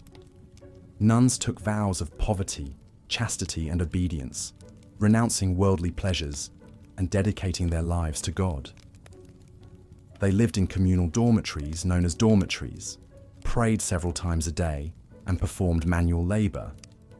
Despite these challenges, the convent offered a degree of autonomy and intellectual stimulation that was rare for women in the Middle Ages.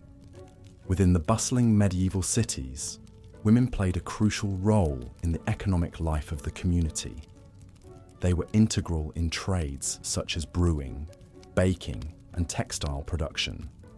Some women even ran their own businesses, managing staff and negotiating contracts.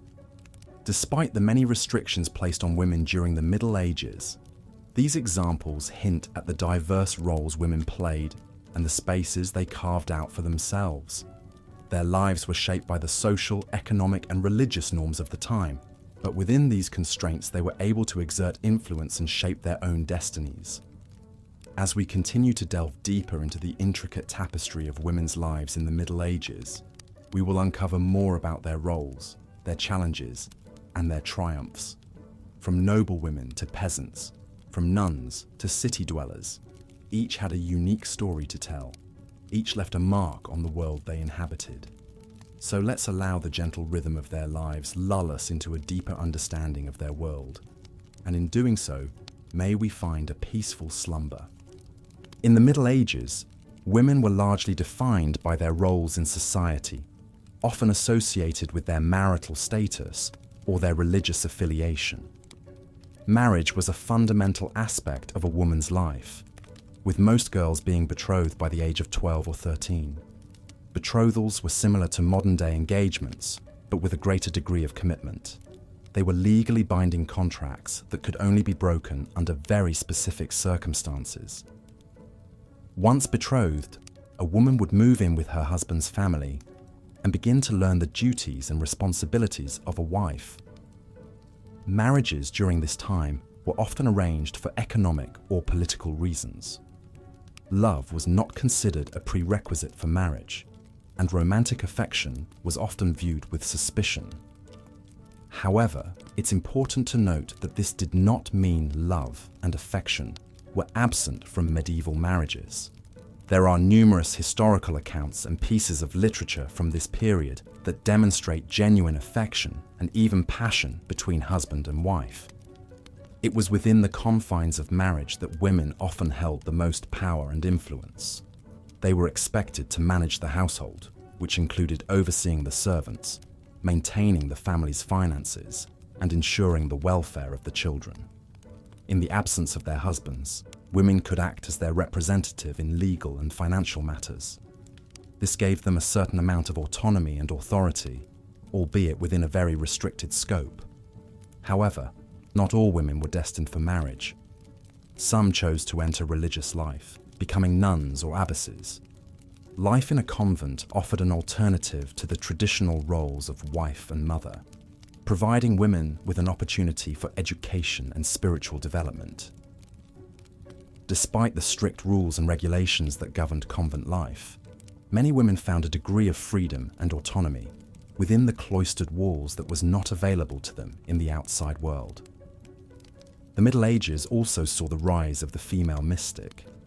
These were women who claimed to have direct personal experiences of the divine. Their visions and revelations were often recorded and disseminated, providing them with a platform to express their spiritual insights. Despite the potential risks, accusations of heresy were not uncommon.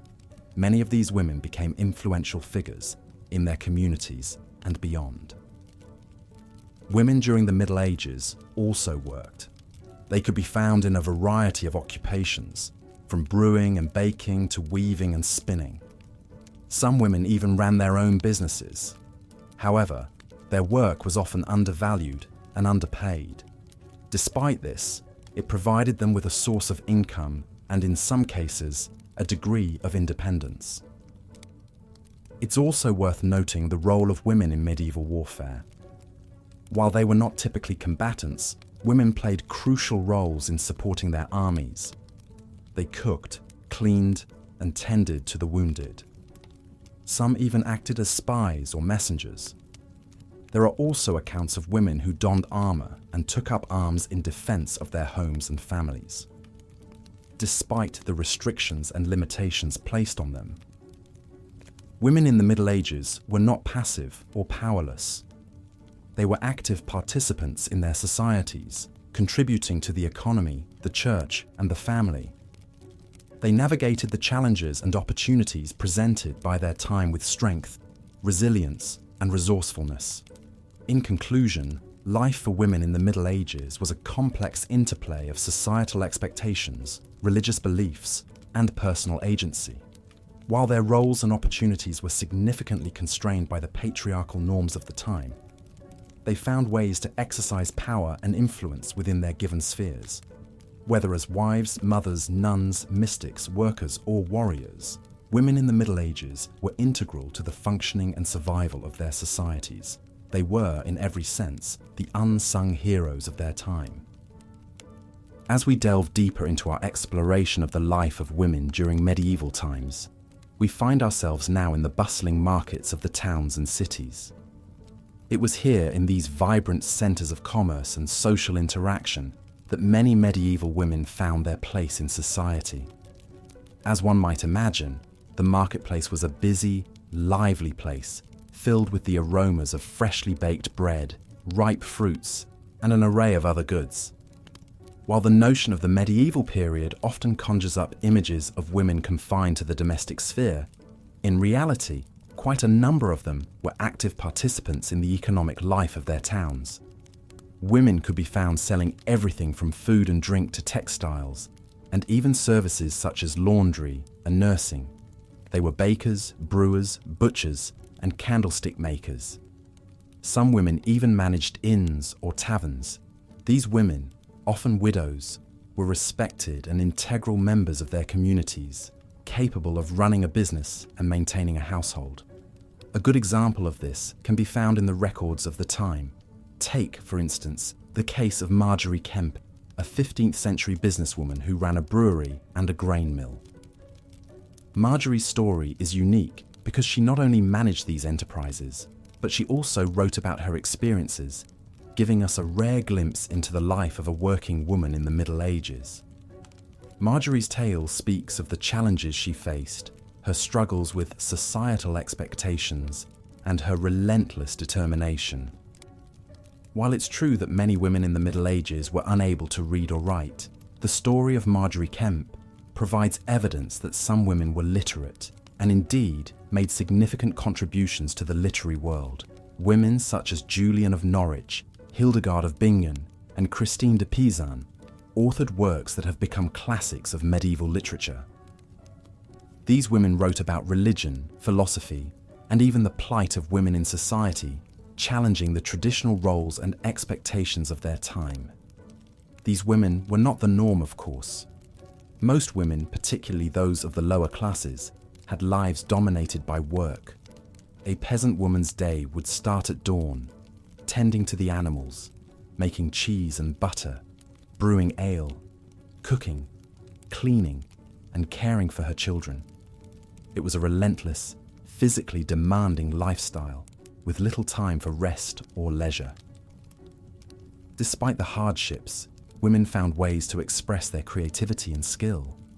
They might not have been creating grand tapestries or elaborate sculptures, but the everyday items they crafted, from the clothes they stitched to the bread they baked, were infused with their artistry. The intricate embroidery on a tunic, the pattern on a ceramic pot, or the design on a loaf of bread, all bore the mark of their makers. In the Middle Ages, women also played a key role in healthcare. They were often the primary caregivers in their families, tending to the sick and the elderly. Many women became skilled in the use of herbs and natural remedies, and their knowledge was passed down from generation to generation.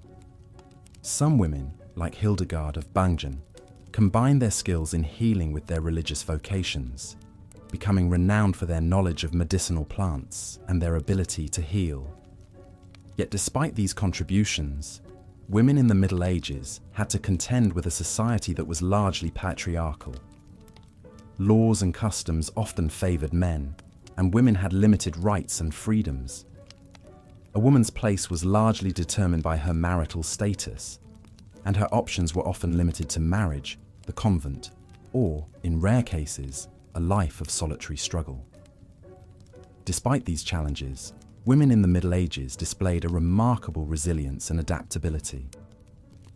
They found ways to express their creativity, contribute to their communities, and carve out a place for themselves in a world that was often hostile to their ambitions.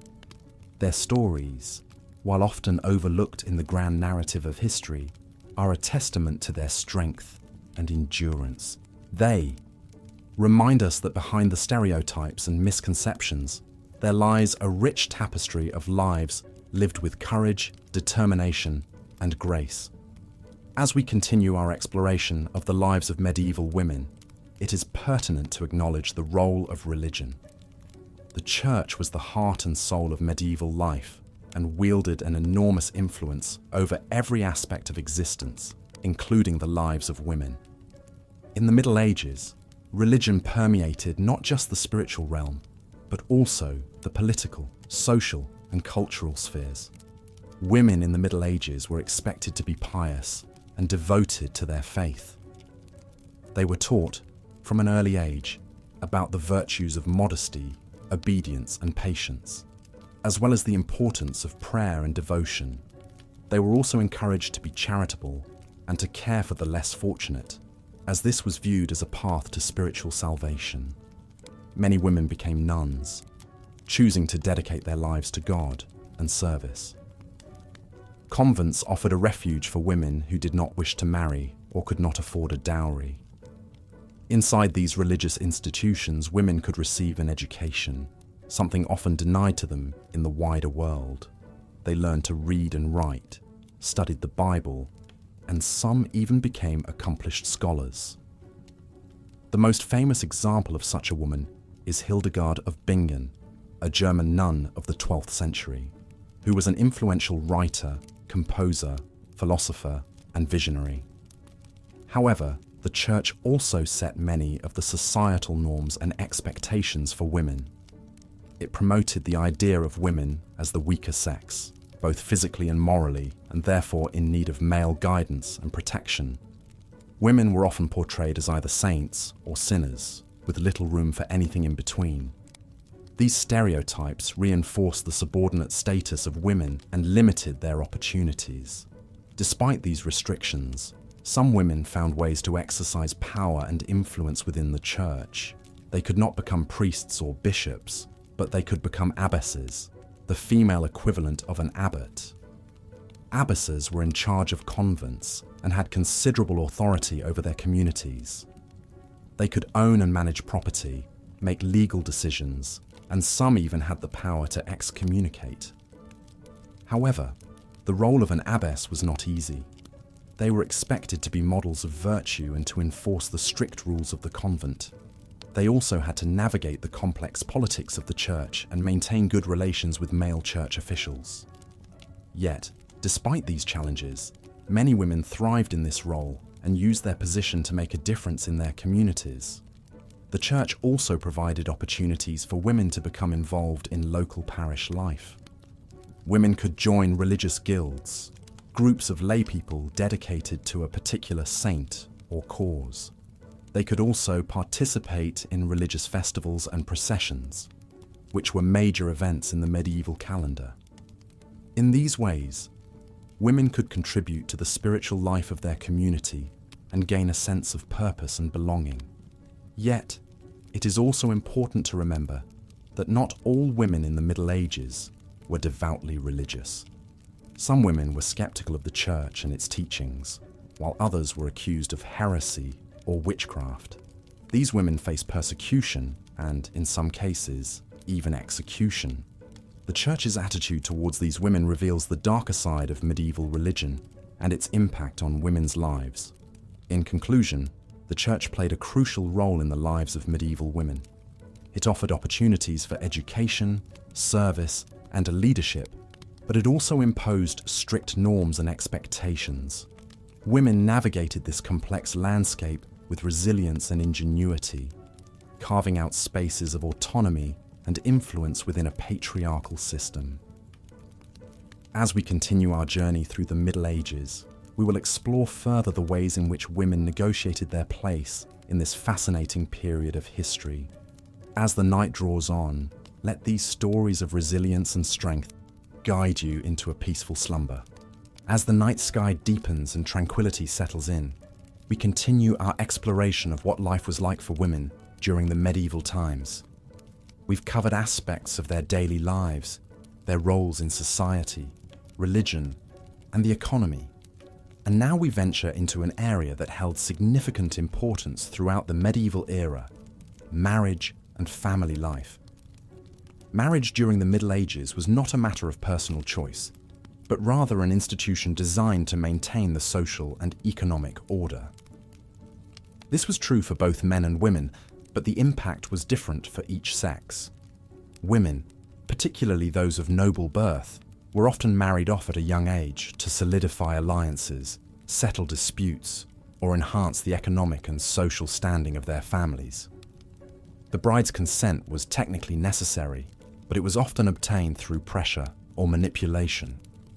In contrast to romantic ideas of today, medieval marriages were typically strategic arrangements. Love was not a prerequisite for marriage. It was hoped that it might develop over time. The notion of courtly love, a romantic ideal that extolled the virtues of chivalry and passion, was largely confined to literature and the arts, and did not have a substantial impact on the reality of marriage during this era.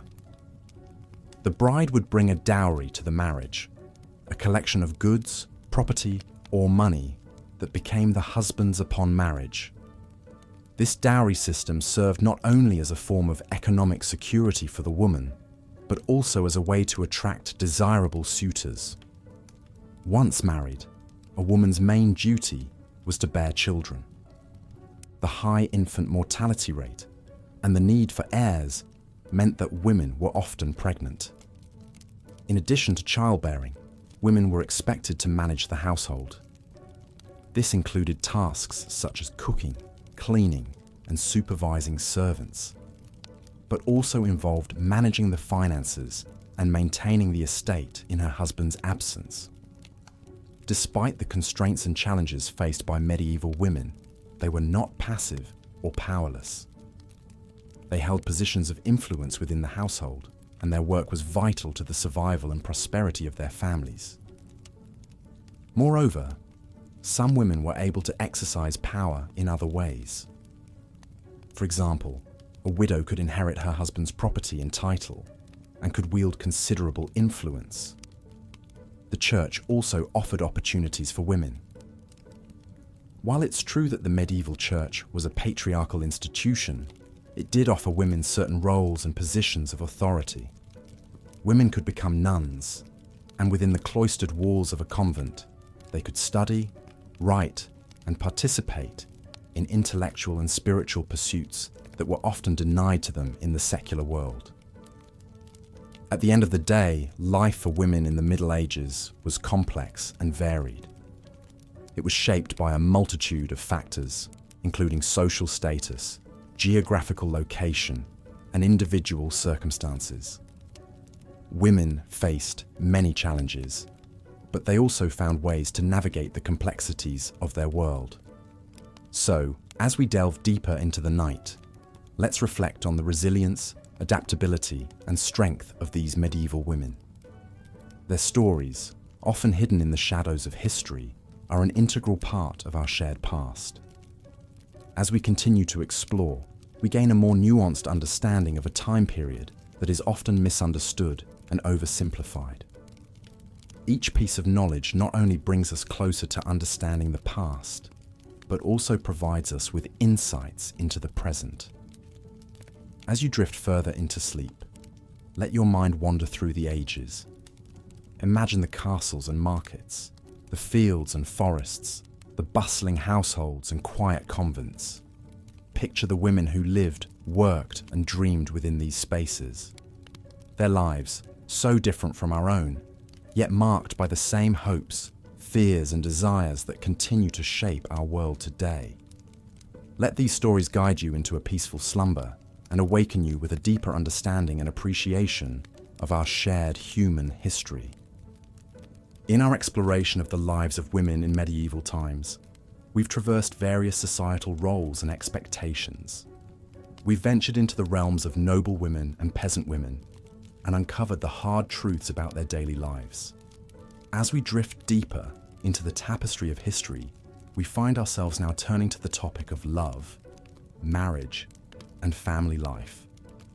Love, in the medieval age, was a multifaceted concept. It was a romantic ideal, a practical necessity, and a societal duty. For women, it was often a complex negotiation between personal feelings, societal expectations, and family obligations. In some cases, marriages were arranged by families to secure political alliances or economic benefits. In others, they were the result of mutual affection and personal choice. Despite the prevalence of arranged marriages in the upper classes, contemporary literature and historical records suggest that love and affection were not uncommon in medieval marriages. Once married, a woman's primary responsibilities were to manage the household and bear children. In noble families, these responsibilities could be extensive and complex, involving the management of large estates, servants, and intricate family politics. For peasant women, these tasks were more immediate and physical, involving hard labor in the fields and the home. Despite these differences, women in both classes were expected to be obedient to their husbands, a societal expectation that was enforced by both law and custom. Childbearing was considered one of the most important roles for a woman in medieval society. Women were expected to produce heirs, particularly in the upper classes, where the continuation of the family line was a matter of political and economic importance. They were also expected to provide for the physical, emotional, and spiritual well-being of their children. This included not only nursing and nurturing, but also educating and disciplining. In the context of family life, women in the medieval age also held a significant spiritual role. They were seen as the moral compass of the family, responsible for instilling Christian values in their children and maintaining the spiritual health of the household. This role was heavily influenced by the Church, which emphasized the importance of women's piety and moral virtue. The Church also played a significant role in shaping societal attitudes towards women and marriage. It promoted the idea of marriage as a sacred union, with the woman as a submissive partner. However, it also offered women some protections, such as the right to consent to marriage and the right to own property in their own name. Nevertheless, women's rights and freedoms were severely limited in comparison to men. They were subject to their husband's authority and had little legal recourse in cases of abuse or maltreatment. This was particularly true for women in the lower classes, who had fewer resources and less social standing to protect them. As we drift off into the comforting embrace of sleep, it is important to remember the bravery and resilience of these women. They navigated a world that was often harsh and unforgiving, carving out their own spaces of love, family, and faith within it. Despite the limitations imposed upon them, they found ways to express their individuality, their desires, and their dreams. And in doing so, they laid the groundwork for the freedoms and opportunities that women enjoy today. As we now transition into the next section, we will delve into the fascinating world of women's work during the medieval times. From the bustling markets to the quiet monasteries, we will uncover the many ways in which women contributed to the economic and cultural life of their societies. But for now, let us rest and rejuvenate, secure in the knowledge that we are continuing our journey through history together. Good night, dear listener, and sweet dreams. As we continue our exploration into the lives of women in the medieval period, we now turn our attention to an often overlooked aspect of their existence: the influence of religion and spirituality. Women's lives in the Middle Ages were deeply intertwined with the Church, which was a central pillar of medieval society. Not only did it provide spiritual guidance, but it also served as a regulator of social norms and moral standards. The Church taught that women, like men, were made in the image of God and were equally capable of achieving salvation. However, women were also seen as weaker, more prone to sin, and in need of protection.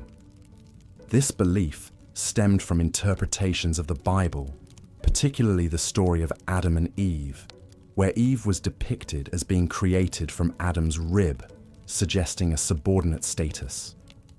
The tale of Eve yielding to the serpent's temptation and causing the fall of man was also used to justify women's perceived moral weakness. Despite these negative stereotypes, the Church also honored the Virgin Mary as the Mother of God, providing a positive, although unattainable model of womanhood. Women were expected to observe religious practices diligently, and their day-to-day lives were punctuated by prayer. They were also responsible for instilling Christian values in their children. Many women found solace and a sense of purpose in their faith, particularly given the harsh realities of medieval life.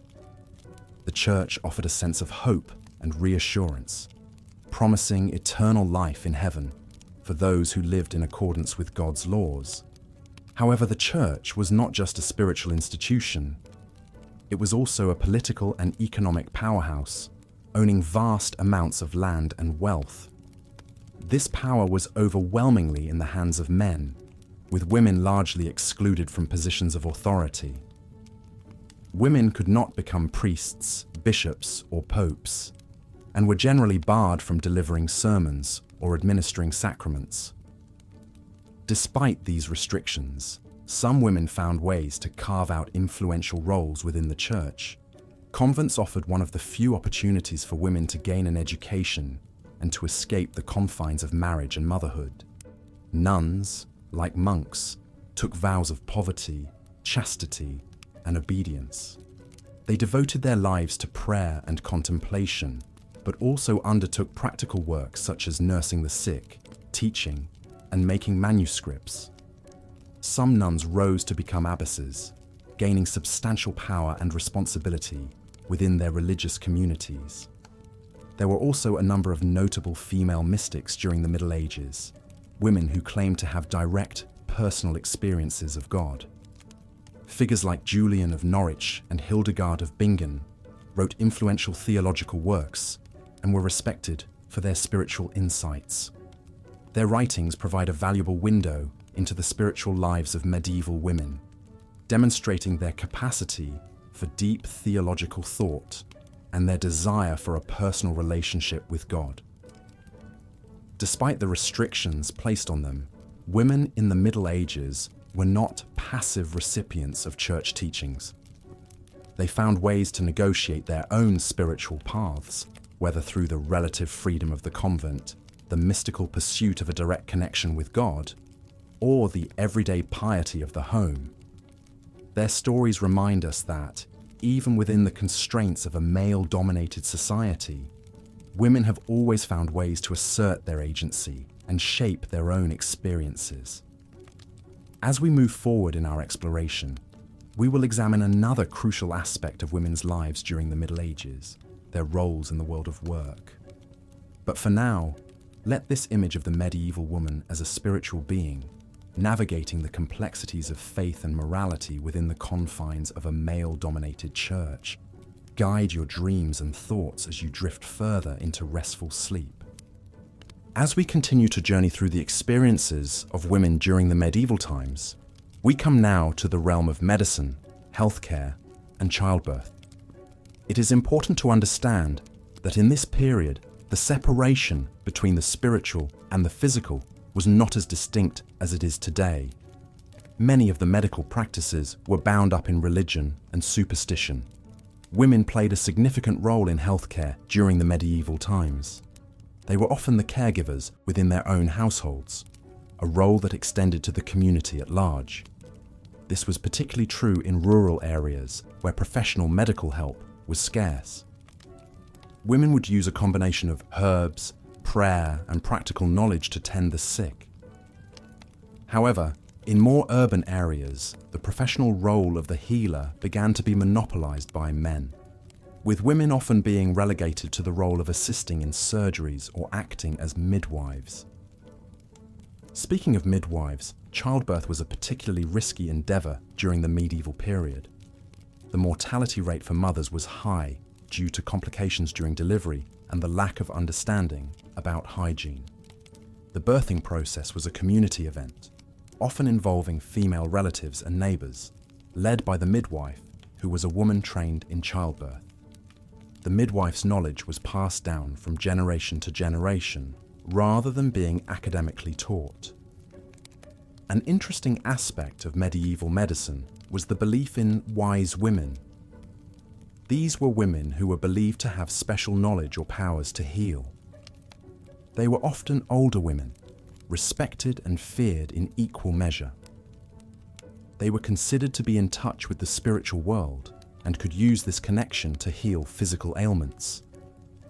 Apart from physical health, mental health was also a concern during the medieval times, although it was not understood in the same way as we understand it today.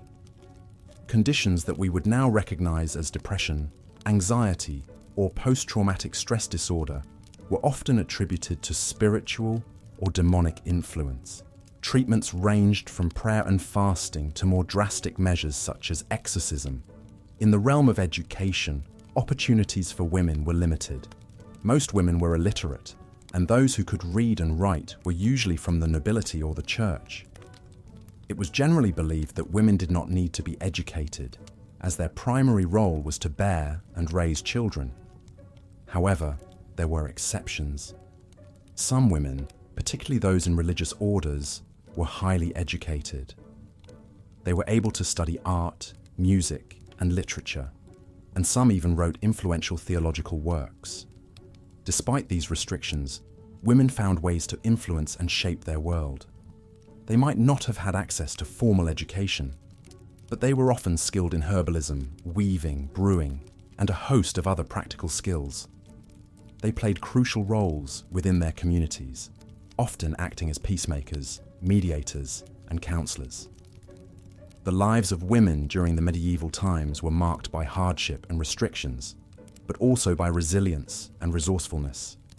They navigated a world that often undervalued them, finding ways to express their creativity, spirituality, and intellect within the constraints placed upon them. As we continue to navigate the experiences of women during this historical period, we will discover that their stories are not just tales of subjugation, but also narratives of resistance, innovation, and strength.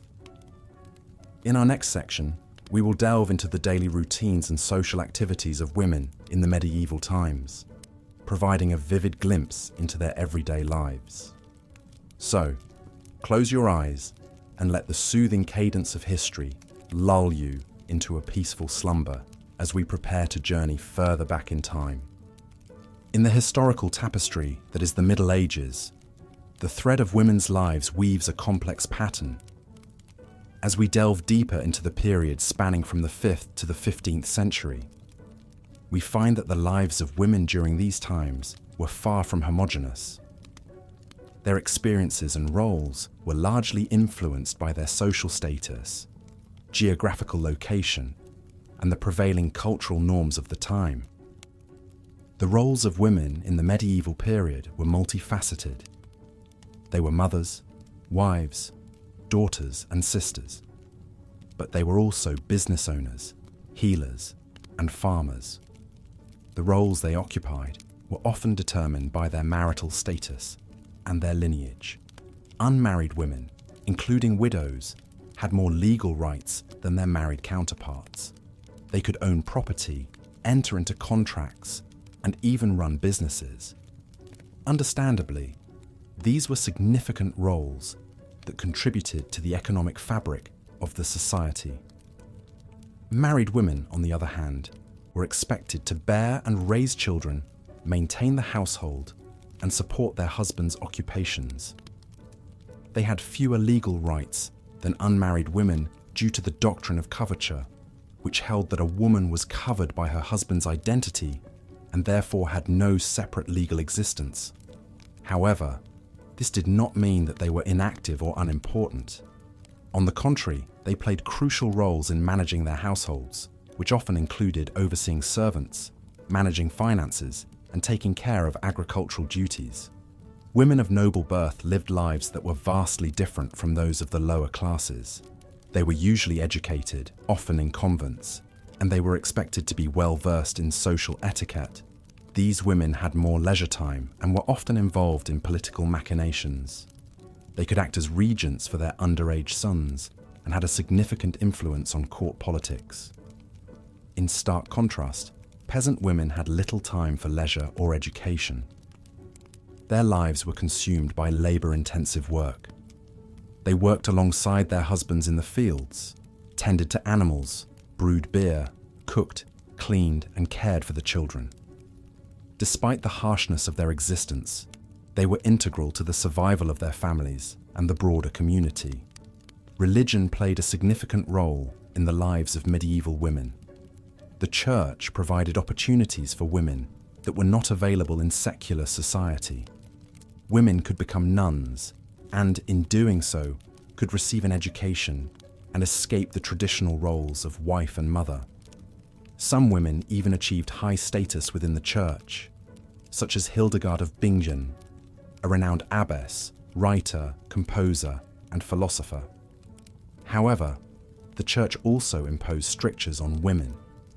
It propagated the idea of women as the weaker sex, both physically and morally. Women were viewed as the daughters of Eve, who was blamed for humanity's original sin. This conception of women as inherently sinful contributed to the marginalization and persecution of women, most notably in the witch trials that occurred during the later Middle Ages. The Middle Ages also saw significant developments in medicine, many of which were related to women's health. Midwives played a vital role in this aspect. They were often the primary healthcare providers for women and were involved in all stages of childbirth. Despite their importance, they were sometimes viewed with suspicion, and their practices were often at odds with the Church's teachings. In conclusion, life for women in the Middle Ages was a complex interplay of roles, expectations, and opportunities. Despite the challenges they faced, they found ways to navigate their world and leave their mark on history. They were far more than passive observers of their time. They were active participants, shaping and being shaped by the world around them. As we delve deeper into history, we find that their stories are not just about women in the Middle Ages, but about the human experience in all its complexity and diversity. In our journey through the annals of history, we have reached the medieval period, a time of knights, castles, and chivalry. Yet beyond these romanticized images lies the reality of everyday life, particularly for women. As we delve into the complexities of medieval womanhood, let our minds wander back to the cobblestone streets, the bustling marketplaces, and the hushed whispers of the cloister. The first thing to understand is that the term medieval encompasses a large span of time and a wide variety of cultures. The medieval period, also known as the Middle Ages, lasted from roughly the 5th to the 15th century and covered all of Europe. Consequently, experiences of women during this era were not monolithic and varied greatly depending on their geographical location, social status, and the specific time period. At the dawn of the Middle Ages, the social structure was predominantly feudal. This hierarchical system placed the king at the top, followed by the nobility, knights, and clergy, with peasants at the bottom. As expected, women's roles and responsibilities were largely dictated by their position within this hierarchy. Noble women, although privileged, often found their lives strictly regulated. They were expected to run the household, bear children, and support their husbands. They were also expected to maintain the family's social standing through their behavior and manners. Despite these restrictions, noble women could yield considerable power. In the absence of their husbands, they could manage estates, oversee serfs, and even defend their homes. Some, like Eleanor of Aquitaine, became influential political figures in their own right. Knights' wives and daughters had somewhat similar responsibilities as their noble counterparts, but with fewer resources. They learned skills like weaving, brewing, and animal husbandry to support their families. Peasant women arguably had the hardest lives. They worked tirelessly, tending to the fields, caring for livestock, and managing household tasks. Childbirth was a perilous event, with many women dying due to complications.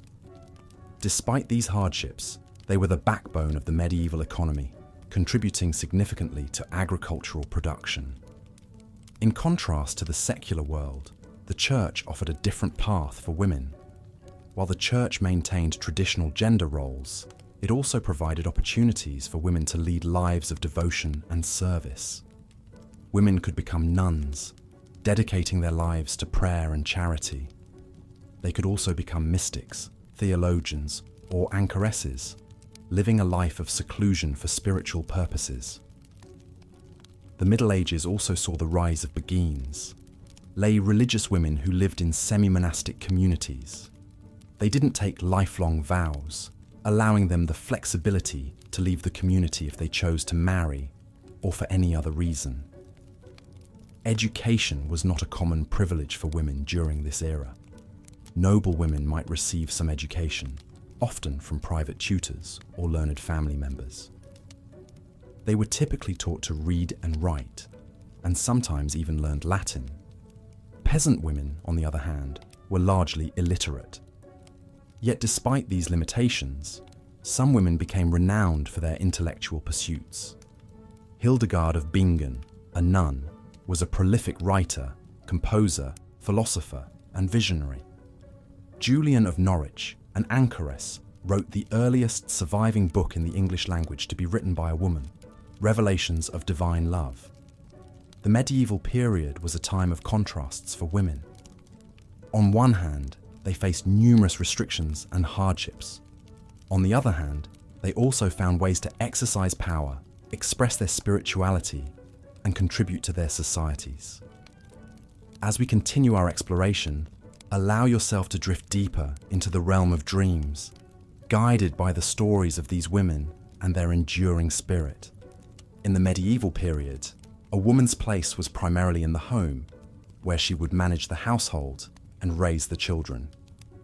This role was considered both a duty and a privilege, and women would often take great pride in maintaining a well-ordered home, cooking and preparing meals, and caring for the family. However, these domestic responsibilities did not preclude women from participating in the wider world. Indeed, women in the medieval era were often involved in various aspects of societal life, including commerce, politics, and even warfare. Within the home, women were responsible for a wide range of tasks, many of which required considerable skill. These included baking, brewing, weaving, sewing, and maintaining the family's herb garden. In addition to these tasks, women would also care for the animals, milk the cows, and tend to the poultry. In rural areas, women would often also be responsible for sowing and harvesting the crops. Despite the hard work, many women found great satisfaction in these tasks, and they were often the backbone of the family's economy. In the towns and cities, women were also key players in the medieval economy. They would often run their own businesses, selling goods in the market, or offering services such as laundry or brewing. Some women even became wealthy merchants in their own right, trading in goods such as textiles, spices, and precious metals. These women would often be highly respected in their communities, and they could wield considerable influence. Women also played a significant role in the political life of the medieval world. They could inherit property and titles, and they often acted as regents for their underage sons or absent husbands. Some women rose to positions of great power, such as Eleanor of Aquitaine, who was Queen of both France and England, and Matilda of Tuscany, who was a key player in the politics of Italy. In times of war, women could also play a role. Some, like Joan of Arc, took up arms and led armies into battle. Others, like Berengaria of Navarre, accompanied their husbands on crusade and helped to administer their lands in their absence. Religion was also a major part of women's lives in the medieval era. Many women chose to enter the church as nuns, where they could dedicate their lives to prayer and contemplation. Others, like Hildegard of Bingen, became influential theologians and spiritual leaders. Education was not generally available to women in the medieval era, but there were exceptions. Some noble women were educated by tutors in their homes, learning to read and write, as well as studying subjects such as history and philosophy. A few women even went on to become scholars, writing books and treatises on a variety of subjects. Despite the many roles that women played in the medieval world, it is important to remember that this was still a patriarchal society. Women were generally considered to be inferior to men, and they were often subject to their husband's authority. However, this did not mean that women were powerless. They often found ways to exert influence and achieve their goals, whether through diplomacy, cunning, or force of personality. The lives of women in the medieval period were complex and varied, shaped by their social status, their family circumstances, and the wider cultural and political context in which they lived.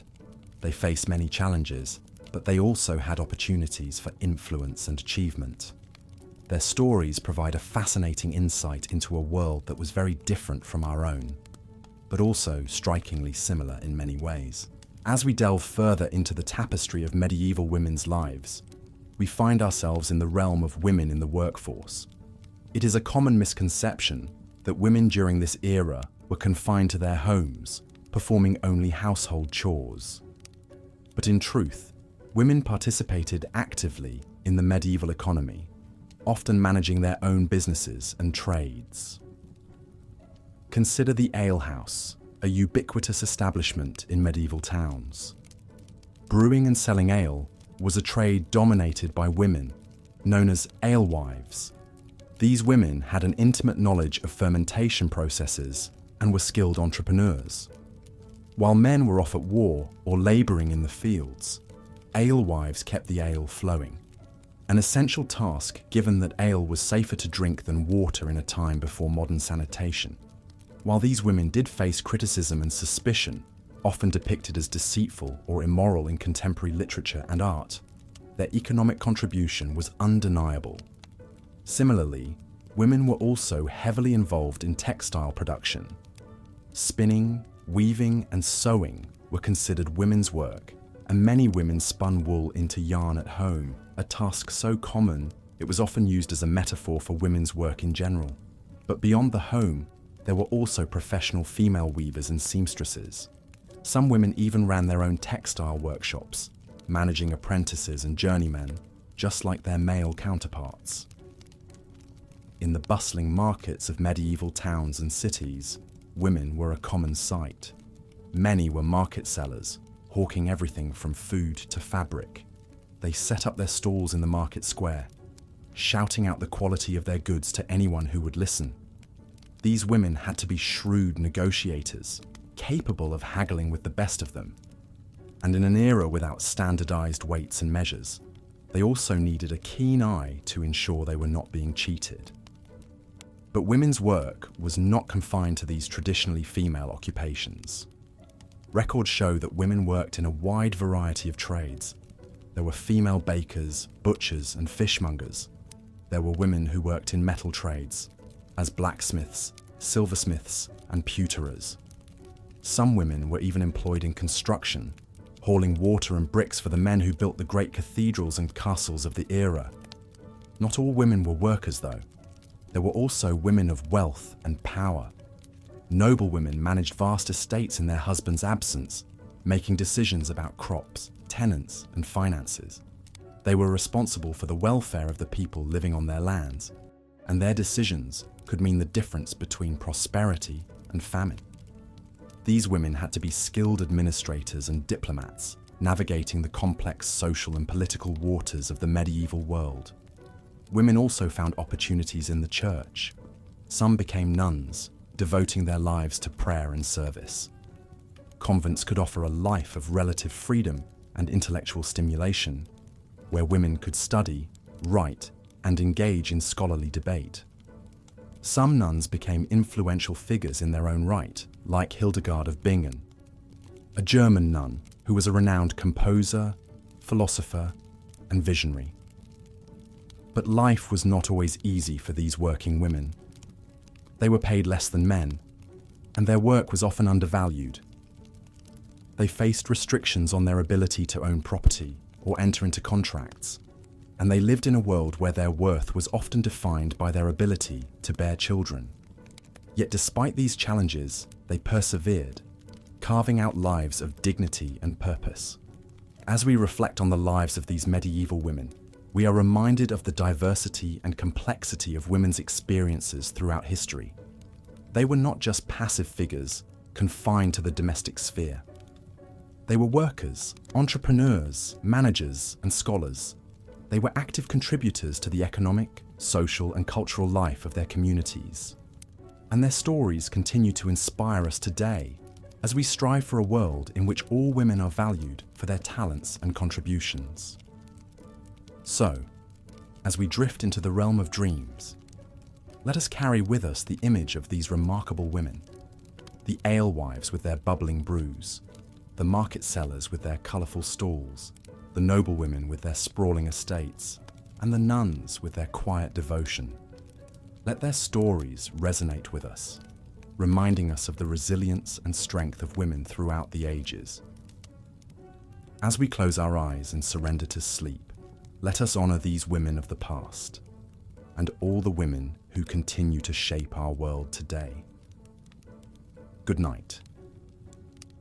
As we delve further into the life of women during the medieval times, it becomes increasingly clear that their roles, responsibilities, and experiences were as diverse as they were complex. In this section, we shall explore the lives of women who lived under the feudal system, their involvement in the church, and the ways education and literacy shaped their existence. In feudal societies, women's lives were largely dictated by their social standing. At the very top of the hierarchy were noblewomen who enjoyed certain privileges and responsibilities. They were generally married off at a young age, often for political reasons, or to forge alliances among noble families. Despite the political nature of these marriages, it would be erroneous to assume that noblewomen were merely pawns in these transactions. Many noblewomen played active roles in managing their estates, particularly when their husbands were away, which was often the case during wars or crusades. These women were not only responsible for overseeing the day-to-day operations of the estate, but also for making important decisions that could impact their families and dependents. This gave them a certain degree of power and influence, although it was always within the confines of a patriarchal society. On the other hand, peasant women, who made up a significant portion of the population, lived a life of hard labour. They worked alongside men in the fields, tended to animals, and cared for the household. Their days were long, and their work was physically demanding. Despite their arduous lives, peasant women, like their noble counterparts, also had a certain level of autonomy. They were integral to the survival of their families and communities, not just as wives, mothers, and daughters, but also as workers and providers. The church, too, played a crucial role in the lives of medieval women. While the church's teachings reinforced societal expectations of women as subservient and morally weaker than men, it also provided opportunities for women to lead spiritual lives. Women could become nuns, taking vows of poverty, chastity, and obedience, and devoting their lives to prayer and service. Convents often served as places of education for women, where they could learn to read and write, and gain knowledge about religion, medicine, and other subjects. Some women, like Hildegard of Bingen and Julian of Norwich, became influential figures within the church, contributing to theological discourse and leaving behind important works of spiritual literature.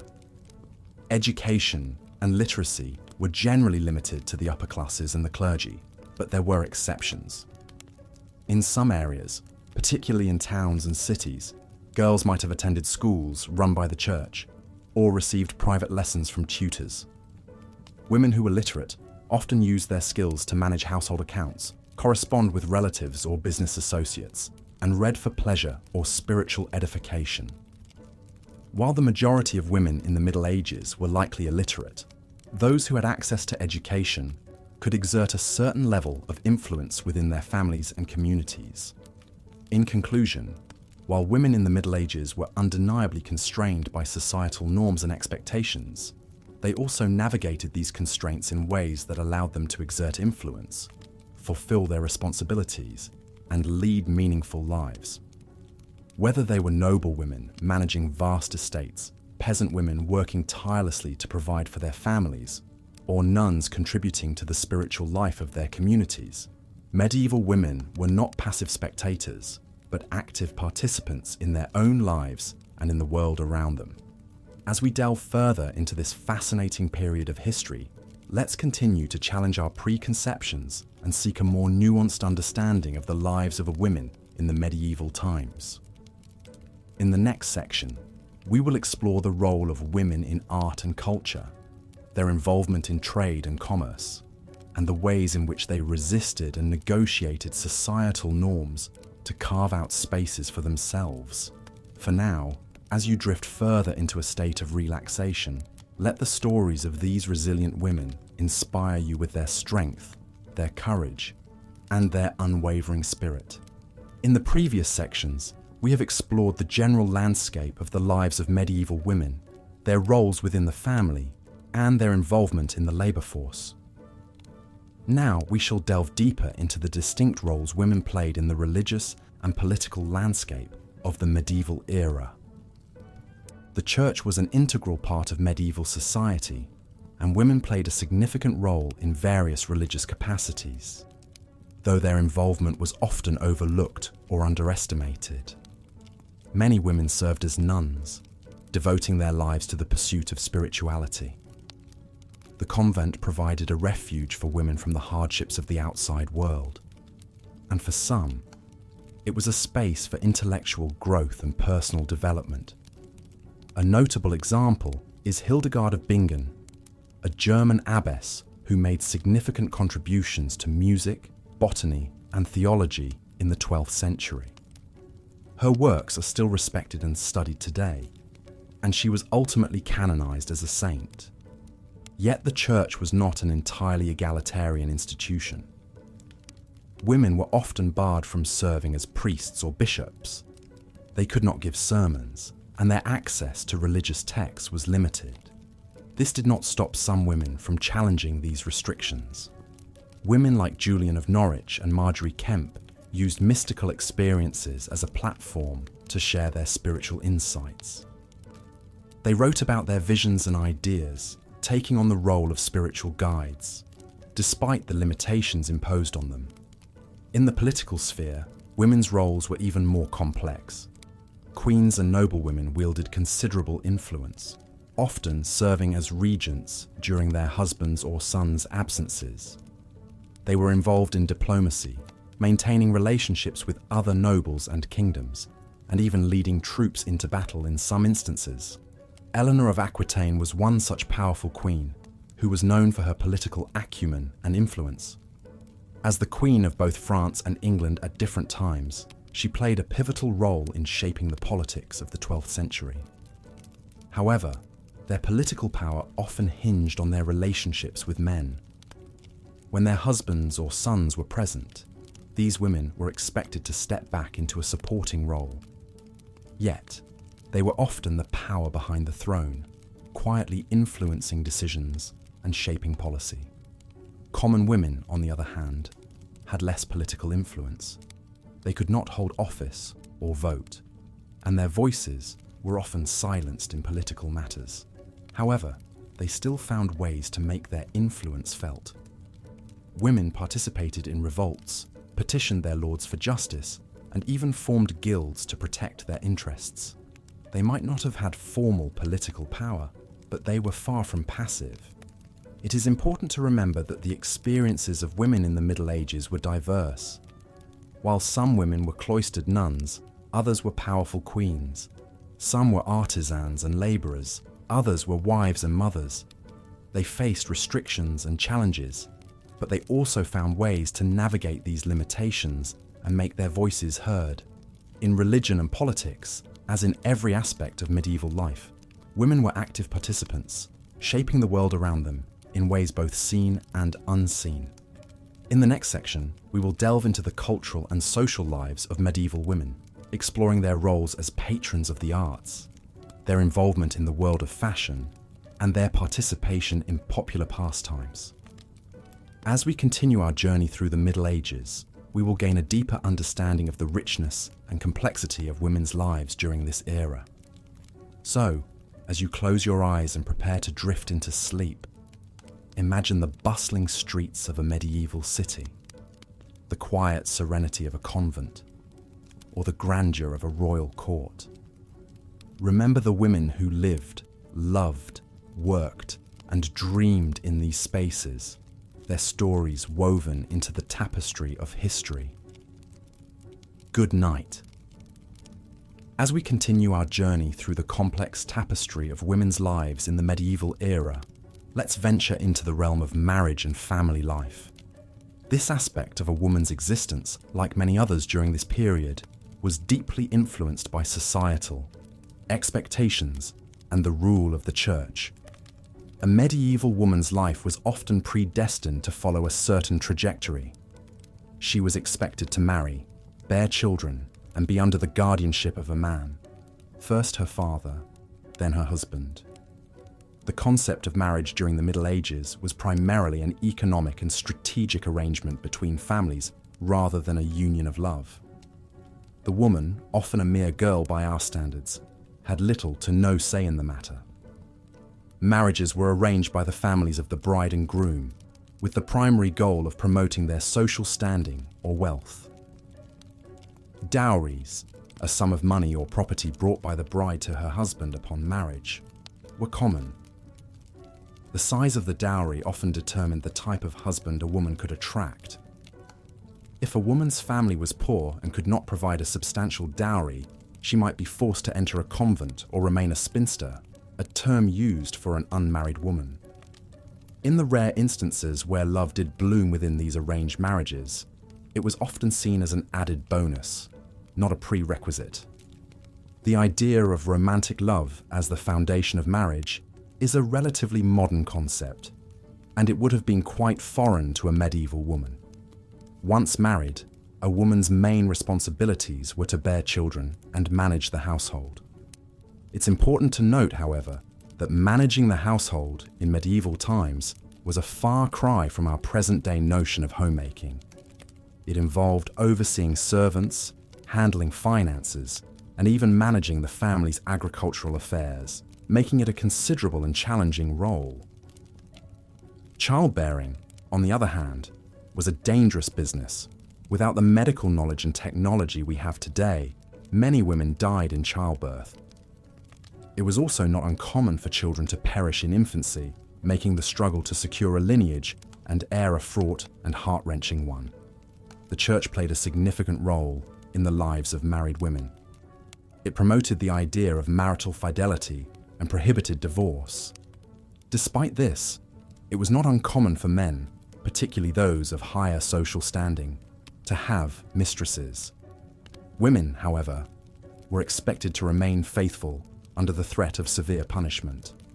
Despite the church's influence, it was not completely successful in controlling the behavior of all medieval women. Some women defied societal norms and expectations to chart their own paths. They would become influential figures in the realms of religion, literature, and even politics. For example, Eleanor of Aquitaine, the queen consort of both France and England, was a powerful figure in her own right. She participated in the Second Crusade, ruled as regent in her husband's absence, and was the mother of 3 kings. She defied the traditional expectations of medieval women and demonstrated that women could wield significant power. In the realm of literature, women like Julian of Norwich and Margery Kempe made significant contributions. Julian, an anchoress, is known for her work, Revelations of Divine Love, the first book in English known to have been written by a woman. Kempe, on the other hand, is remembered for her autobiographical work, The Book of Margery Kempe, which provides a rare and valuable insight into the spiritual life of a laywoman in the Middle Ages. As we explore the lives of these exceptional women, it's important to remember that they were the exceptions, not the norm. Most women in the Middle Ages lived quiet, domestic lives, bound by societal expectations and the rule of the church. Yet, even within these constraints, they found ways to influence their world, to express their creativity, and to survive in a time that was often harsh and unforgiving. As we draw the curtain on this section, let us reflect on the courage and resilience of these medieval women. Their lives may have been vastly different from ours, but their spirit and tenacity continue to inspire us today. In the next section, we will delve deeper into the religious life of women during these times, exploring how faith influenced their everyday lives and offered them a unique space to wield influence. As our journey through the life of women in the medieval era continues, we find ourselves delving into the sphere of education. A common misconception is that education was only the privilege of men during this time. However, while it's true that opportunities for formal education were largely limited to men, it does not mean that women were entirely uneducated. In fact, women of varying social classes had different ways to learn and acquire knowledge, although their learning was mostly focused on their roles as wives, mothers, and caretakers. In the early Middle Ages, education was primarily an oral tradition, focused on the learning of songs, folk tales, and moral lessons. These would have been passed down from mother to daughter, as well as within the wider community. Women of noble birth were often taught by tutors in the household, focusing on subjects like reading, writing, arithmetic, but also etiquette, music, and even languages. This education was designed to prepare them for their future role in managing a household and being a suitable spouse for a noble husband. For women of lower classes, education was more practical, focused on the skills needed for their future roles. These could include spinning and weaving, cooking, and basic medical care.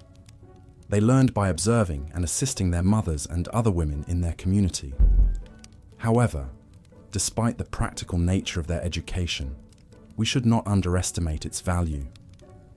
These skills were essential for the survival of the family and the community, and women were respected for their expertise in these areas. In the monastic life, education for women reached a different level. The convent was one of the few places in the Middle Ages where women could receive a formal education. Nuns learned to read and write in Latin, and they studied the Bible and other religious texts. Some convents even had libraries where the nuns could read and study a wide range of subjects, from theology to philosophy and science. Some of these women became well known for their intellectual achievements. For example, the nun Hildegard of Bingen was a renowned writer, composer, philosopher, and mystic. Her works were influential, both within and beyond the confines of the convent. Yet, as the Middle Ages progressed, the opportunities for women's education began to decline. The rise of universities, which were exclusively for men, meant that formal education became increasingly associated with masculinity. Women were pushed out of the sphere of education, and their roles became more confined to the domestic sphere. This was a step back for women's education, and it would take centuries to regain the ground that had been lost. Despite these setbacks, women continued to learn and to pass on their knowledge. They found ways to circumnavigate the barriers placed in their way, learning from each other and from the world around them. They wrote, they read, they composed, they painted, and they debated, often under the radar of the male-dominated society. In conclusion, while women's education in the medieval ages was undeniably limited compared to that of men, it is important to remember that women were not merely passive recipients of their circumstances. They found ways to learn, to create, and to contribute to their societies. They used their knowledge and skills to navigate a world that was often hostile to them, and in doing so, they left a lasting legacy that still endures today. As we drift further into the night, let us take a moment to appreciate the resilience and resourcefulness of these women. They remind us that learning is not just about formal education, but also about the acquisition of skills, the sharing of wisdom, and the relentless pursuit of knowledge, even in the face of adversity. And so, as we close our eyes and prepare to sleep, let's carry with us the lessons that they have taught us to face tomorrow's challenges with courage and determination. As we continue to delve into the fascinating history of women during medieval times, let us now turn our attention to the significant roles women played in the world of business and trade. It may come as a surprise to some, but during this era, women were not strictly confined to their homes and were, in fact, actively involved in various commercial activities. Despite the numerous challenges and limitations that society placed upon them, women found ways to contribute to the economy and ensure their own financial independence. In many medieval cities, women were common participants in the markets. They were seen selling diverse goods from food to textiles, and sometimes even precious metals. In some cases, women ran their own workshops. These female business owners managed employees, negotiated transactions, and even traveled to other cities to forge trading connections. This was not a small feat, considering the societal constraints that typically limited women's mobility and independence. Perhaps one of the most well-known examples of a successful businesswoman was Dame Juliana Berners. Berners was a 15th century Englishwoman who was rumoured to be the prioress of the Priory of St Mary of Sopwell in Hertfordshire. Aside from her religious duties, Berners was also a prolific writer and businesswoman. She wrote extensively on different subjects such as heraldry, hawking, and hunting. Moreover, she was known for her printing business, which was quite a rarity for women at that time. The guild system also played an essential role in enabling women to participate in commerce. Guilds were associations of artisans or merchants who controlled the practice of their craft in a particular town. Women could become members of these guilds and benefit from the protection and support they offered. In some places, there were even guilds that were specifically for women. These guilds were usually associated with feminine crafts, such as spinning, weaving, or brewing. However, it is important to note that not all women had equal opportunities in the world of business. Women of the lower classes, for example, were often limited to selling goods in the market or working as labourers in workshops. In contrast, women from the upper classes had the resources and connections to establish more lucrative businesses. Moreover, widows had more opportunities compared to other women. This was because, under the law, a widow could inherit her husband's property and continue his business. Many widows took advantage of this and became successful businesswomen in their own right. They were able to maintain their independence and secure a comfortable life for themselves and their children. There were also women who chose to become alewives or female brewers. This was a popular choice because brewing was a task that could be done at home while also attending to other domestic responsibilities. However, alewives often faced negative stereotypes and were frequently accused of dishonest practices. Despite these challenges, the role of women in the medieval economy should not be downplayed. Their contribution was crucial in maintaining the economic stability of their households and communities. There were even instances when women's earnings were the primary source of income for their families. As we have seen, the life of a woman in medieval times was not an easy one. Yet, they found ways to navigate the constraints of their society and carve out their own paths. Whether they were queens, nuns, peasants, or businesswomen, they played pivotal roles in the shaping of their world. Their stories, albeit often overlooked, are an essential part of our history and deserve to be remembered and celebrated. As we slowly drift off to sleep, let us reflect on these brave and resilient women. Their relentless spirit and their ability to rise above the challenges of their time serve as an inspiration for us all.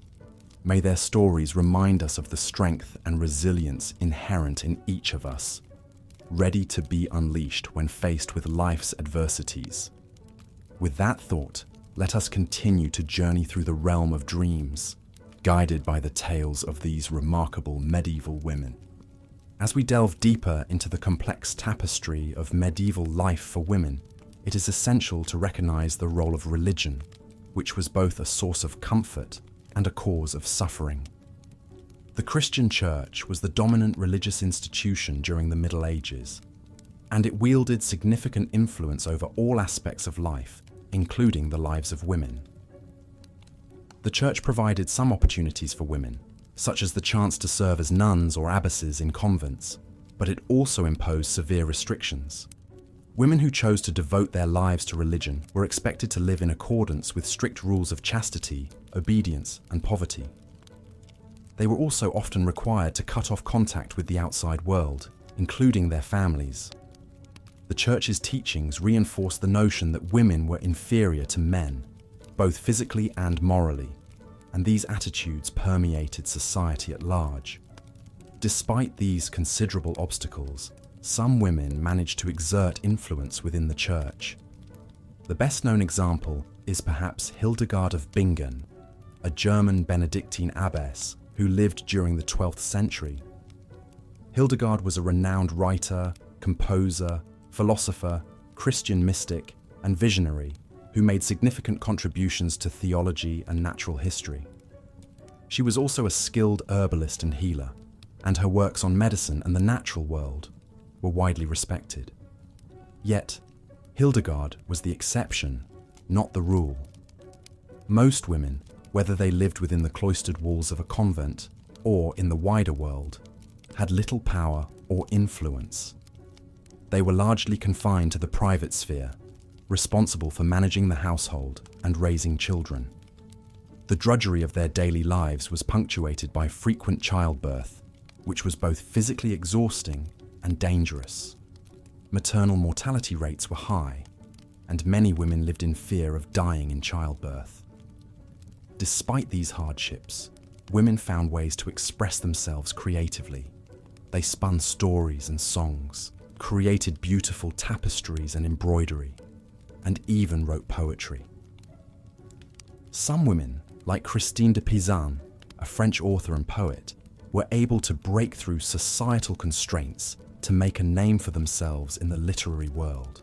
Christine de Pizan's works challenged the misogynistic attitudes of her time and advocated for women's intellectual capabilities. Her most famous work, The City of Ladies, was a defense of women and is considered one of the earliest feminist writings.